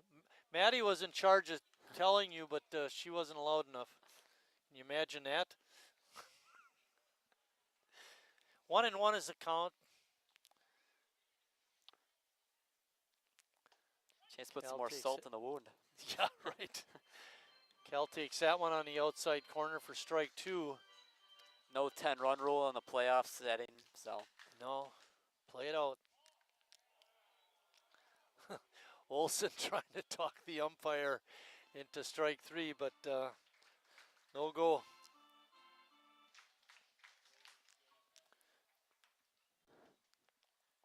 Oh, good fastball.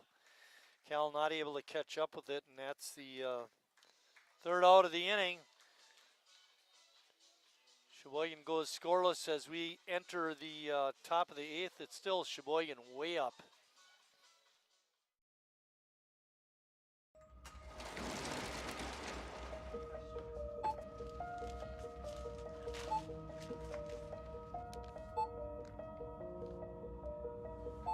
Whenever you shop Meijer, you don't just feed yourself or your family. You help support programs like Simply Give that feed our neighbors in need. Thank you.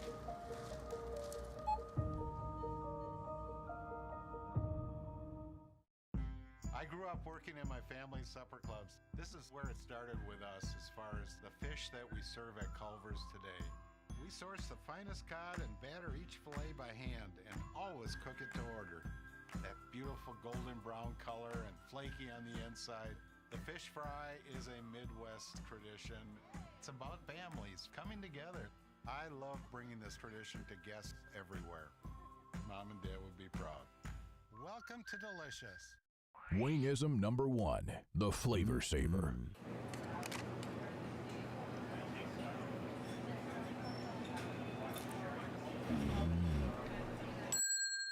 Legend Larry's, the definition of flavor. Wingism number 2, the Joker. Then her dad walked in. Dude, we're done eating. Use a napkin. Serious? Yeah. Are you serious? Yeah, I'm serious. Why so serious? Legend Larry's, the definition of flavor. Keeley's back here at Wildwood Park, some defensive changes. Just moving around the infield, we got Harry over at first now. Nolan Sand is at second. Riley Palmquist stays at short. Hudson Wagner moves from second over to third. Keister's in left. He's in left. Sims is in right. Kaylee's in center. Calvin Keesler moves out to left field. He's in center and Callie is in center field.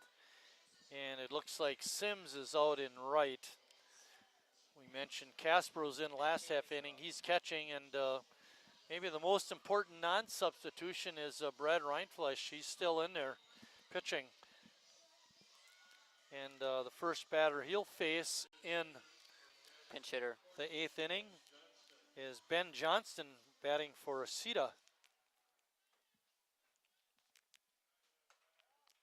First pitch is a ball.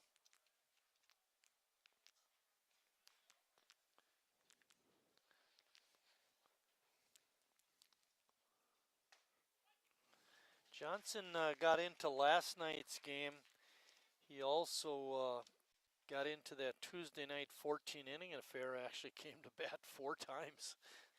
I think you had mentioned that earlier. Yeah, his first at bat wasn't until the 8th inning. Yeah, and his first at bat wasn't until the 8th inning. How does that happen? That was he played 14 innings. 1 ball and 2 strikes on Johnson.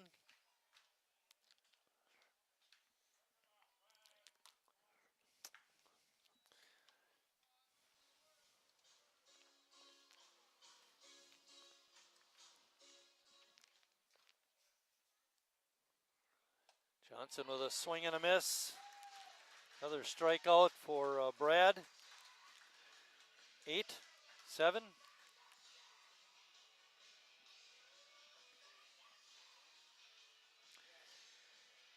Evan Olson is being pinch hit for. Max Belling is pinch hitting.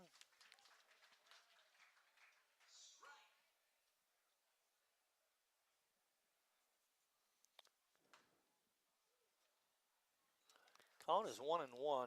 Boy, he's not the only team going to their bench late in this game. That's nice to see these kids get in the game.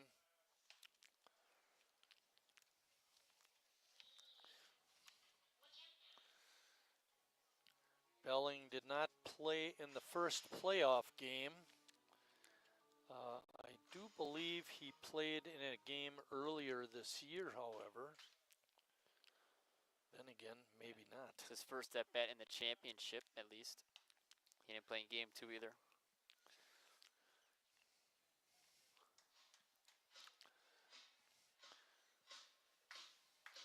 Belling looks pretty good up there, left-handed hitter wearing that number 9.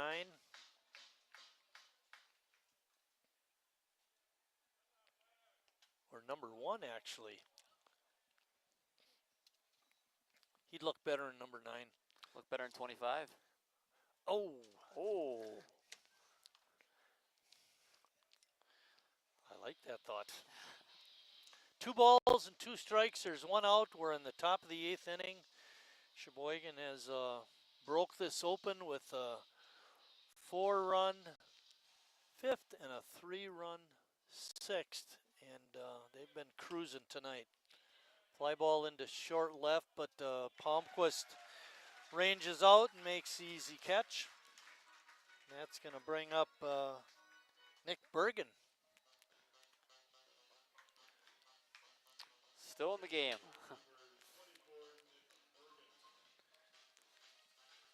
Bergen had a nice game last night with a couple hits, 3 runs scored and 4 RBIs.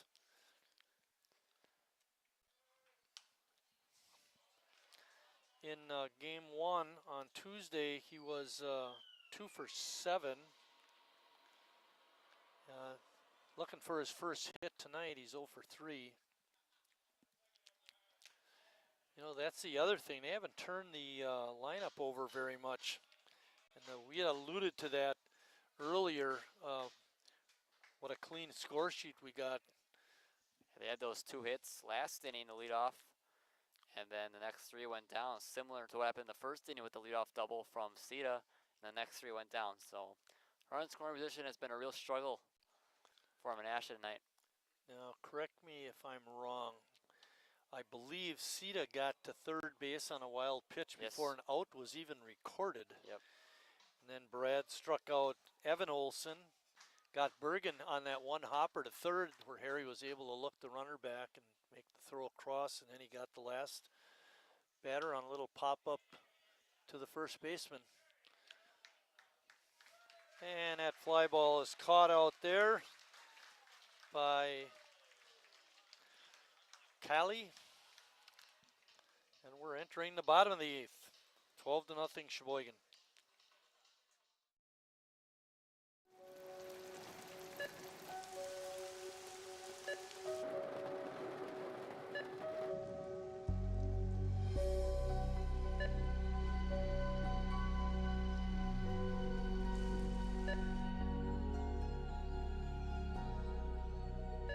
Whenever you shop Meijer, you help support organizations like Hope House Mission and New Hope Shelter that give people around here warmth, shelter, and care. Me spells the great taste of Sheboygan.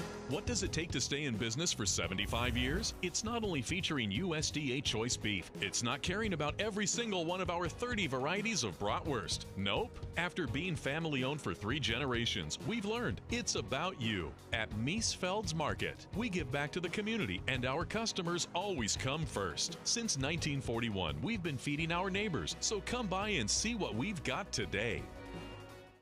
Wingism number 3, the Peter Heater. Oh, so hot.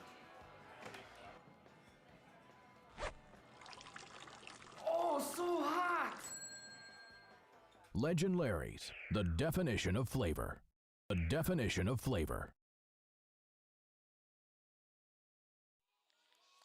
Back here at Wildwood Park, Olson still on the mound for the Max. First batter that he'll face is Nolan Sand. Sand came in and played second base at last half inning. Be his first at bat. He's hitting an even 200 on the year. He's not seen a lot of action. Yeah, that big RBI infield hit against Lombard in that one that they won when they faced him the 4 times. He's done a little pitching this year too, hasn't he? Yep. He's been all over the diamond.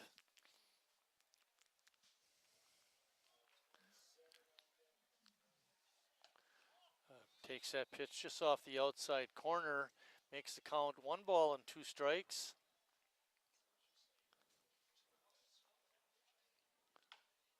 Slow roller out to a second. Tashner's got it, turns and throws, and not in time. Sand with an infield hit. You love to see them still running hard, even though they're up 12. Just keep pouring it on. Play the game the right way. Mr. Sandberg.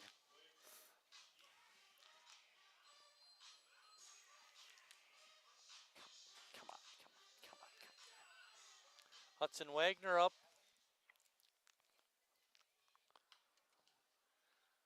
Hudson seen a little action tonight on the infield. Started at second base and didn't start, but when he got in the ball game, he was at second base for Hanselman. Then he moved over to third. This is his first at bat in the ball game. Quickly falls behind in the count, no balls and 2 strikes.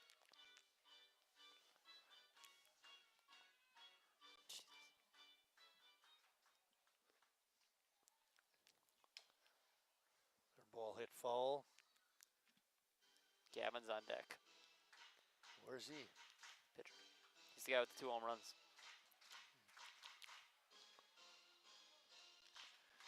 Sean Gavin waiting on deck. Bouncing ball to third. Out at second. Relay throw to first is not in time. Wagner reaches on a fielder's choice.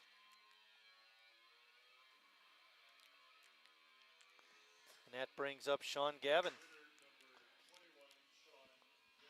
Talk about gaudy stats. Hitting .438 with 2 home runs. Both solo shots. He only got 2 RBIs. We saw one of them here. Think he's going to be swinging for the fences tonight? Wind is still blowing out. It's been like that all game. Hit one against the clout. And one of the weirdest lineups you'll ever see. All pitchers in that bottom half of that lineup. Would we have like 4 pitchers in the lineup? And he comes in there and hits a home run.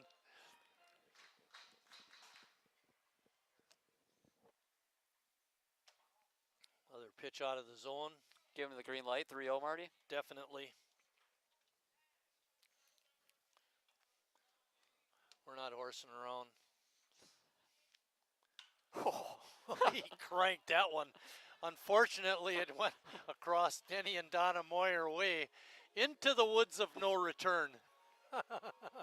Wowee. He's got lightning in that bat. 3-1 pitch coming up. And ball 4. Kind of wanted to see him hit. Not going to lie. I know. Take another swing. Riley. Still in the lineup and happy about it.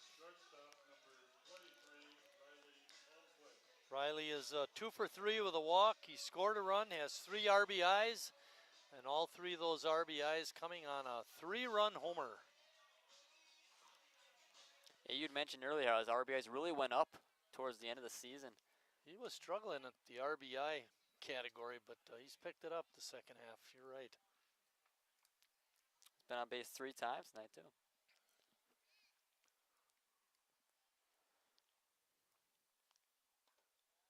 Pitch is low, evens the count at 1-1. Wagner's on at second and over at first.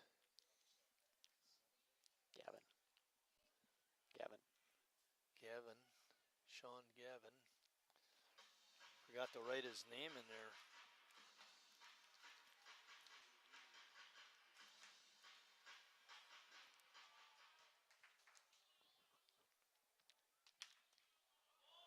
Ball is hit out into center field. Nope, right fielder comes over, makes the play. Bergen.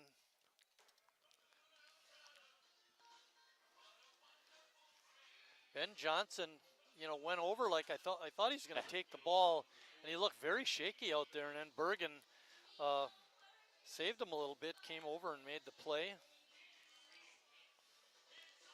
And Jason Sims is up, getting his second at bat. Reached on a fielder's choice in the 7th. He was the guy who really struggled early on in the season. Got that average way up, coming in hitting 250.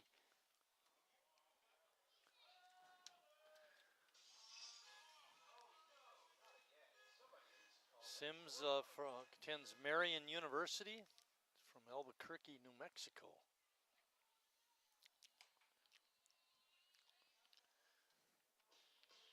Jason is one of the reasons why Gus is not allowed to play with Sheboygan, because he's a coach at Marion. And they're both from Albuquerque, New Mexico as well. But they did not attend the same high school. Ball's popped up down the right field side. Tashner racing back and makes a great catch over the shoulder. Nice play by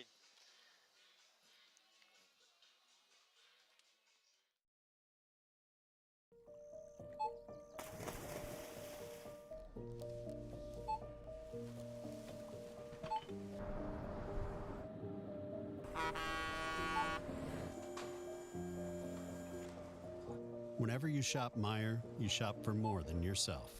You help support sustainability in all our communities. Thank you. Today, tomorrow, and for years to come.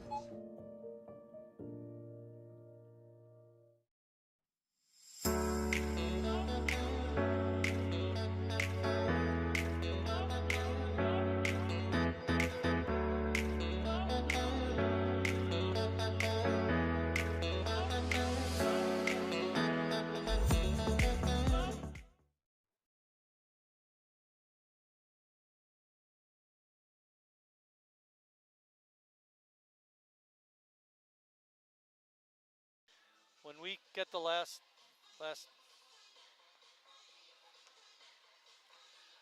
Brad's still on the mound, gonna finish it out, and then I'll go with this stuff.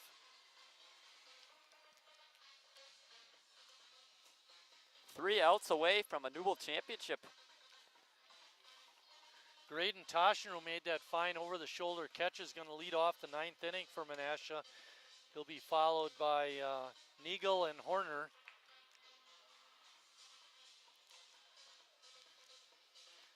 It's been all Brad Reinflesch this game. He has pitched a dandy, a 4-hitter. And I'm checking my stats here. He did hit a batter, but he does have no walks and 7 strikeouts. It's been a great performance in what arguably is the biggest game of the year.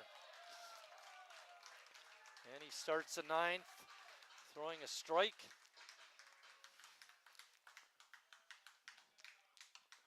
Oh, it's pop foul. Brad up to 112 pitches. And he seems to be throwing as well now as he did early in the game. Especially probably a little bit more in this 9th inning. You want to just close it out. Maybe reach back for a little more velocity-wise.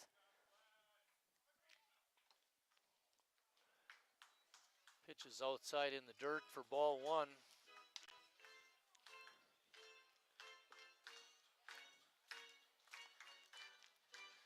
Been a fine performance by the Sheboygan A's all the way around in this ball game.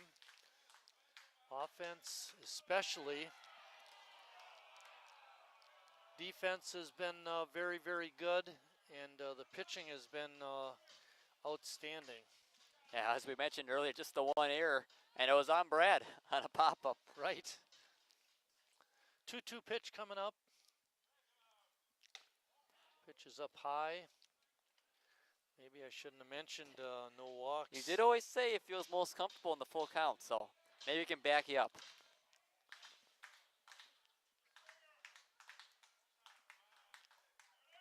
Breaking pitch, swing and a miss. Strikeout number 8. See, he made you right from what you said earlier.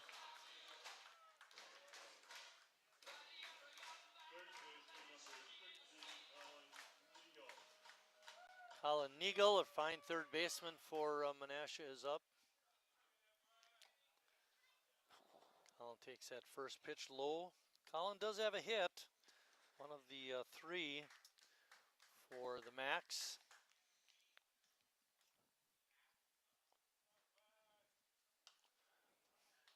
Pitch is fouled straight back. If you're on this Menasha team, probably just want to avoid the shutout. Try to find a way to get a run. And of course, Brad is going to try to prevent that as best he can.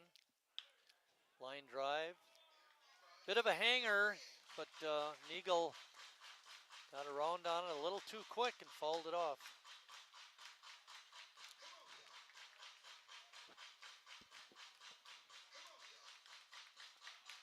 One ball and 2 strikes.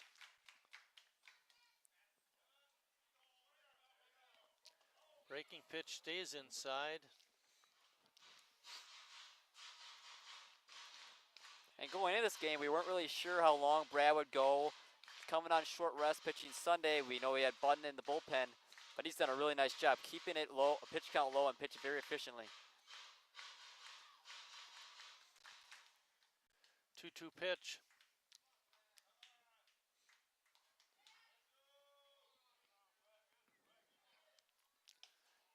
Pitch rides up high.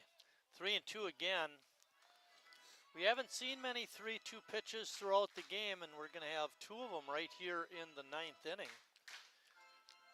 See if Lucas's theory works out. Good pitch.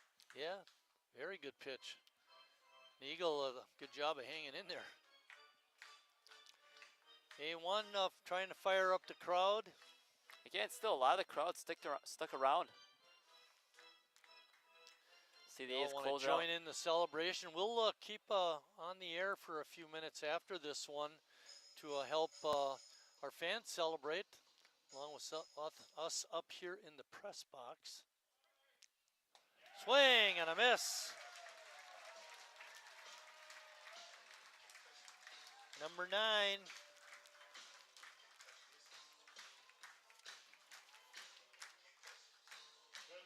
For the season now, 94 strikeouts. William Horner is next. William had a single his last time up. He's 1 for 3 in the ball game. First pitch is a ball. Got a number of fans standing around the ballpark, even a couple over in the Menasha section. Ball is hit foul. Down to their last out. A's need one more out to complete their season. With the win, Sheboygan will finish 36-22.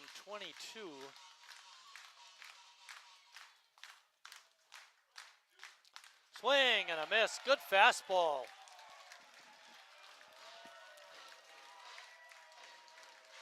Brad struck out the side in the 6th. He's looking to do it again in the 9th. And he does. Called. Strike 3. And that's the ball game. Sheboygan is your NEBL champs for 2025. Lucas. I mean, you got to give it all to Brad Reinflesch. Another great game. Last time he pitched here against Green Bay, where he went a complete game without 1 run. Even better tonight. Complete game shutout for Brad Reinflesch. And offensively, 4 home runs. Absolutely perfect. Put no and 12 runs scored. And they put nothing to doubt in this game. For the year, Sheboygan finishes the Newble League with a 15-3 record. They win the 3-game playoff, best of 3 playoff, 2-1. They also finished the year, not a very good record in the state league, but they did win the Wisconsin State League tournament at the end. So very nice finish to the season. I said, they finished 36-22. They played really well about the last third of the season. Yep, and it was what Tim had said. Mid-season, he says he knows how great of a team that this is hitting-wise, and the offense is going to come around, and it sure did.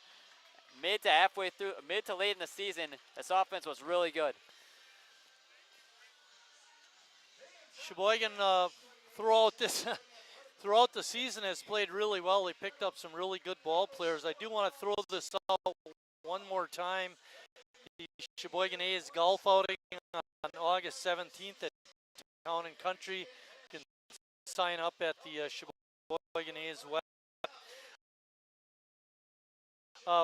Great season in the Newble, winning the outright conference championship and then the playoff championship.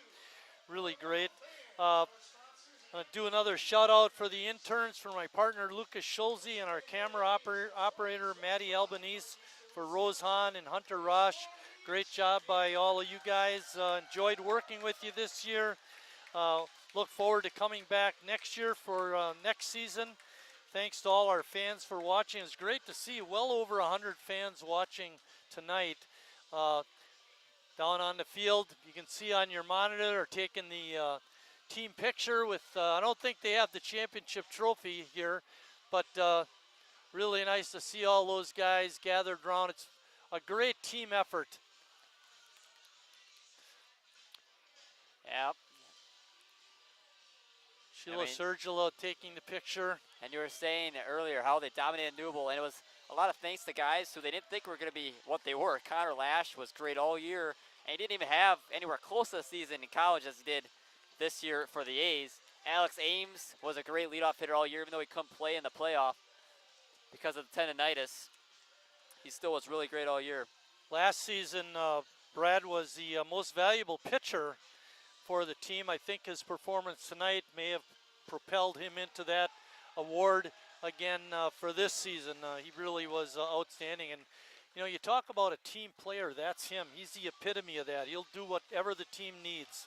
For a lot of that is just hitting infield practice before the game, and great effort by him. Sometimes we see him throw BP when he's pitching. Not tonight, of course. Let me ask you this. Last year, Jacob Neese was the most valuable player. Little bit of a down year for him. Who would you say is your MVP of the season? It's got to be Harry Stout. He led the team in almost every major category, RBIs, average. His home runs were a little down this year, but doubles. He was great all year for this team and a staple in the middle of that order. I would agree with you on that. Defensively, Riley. MVP. I got to go Riley because Gus left midway through the season because of the coaching, and Riley was really solid shortstop all year. In the first playoff game on Tuesday, you had mentioned after the game, one of the plays that'll go unnoticed, but it was very key to winning the game, was in the 9th inning. Riley made a play in the hole, threw the runner out at first by half a step. If he doesn't make that play, they score a run and we lose. Yeah, it's a completely different series. The A's lose it 2. They don't even get back to Wildwood Park for Game 3. Who's your rookie of the year? This is probably the toughest one. You got Connor Lash, you got Braden Horn, two guys who were great all season.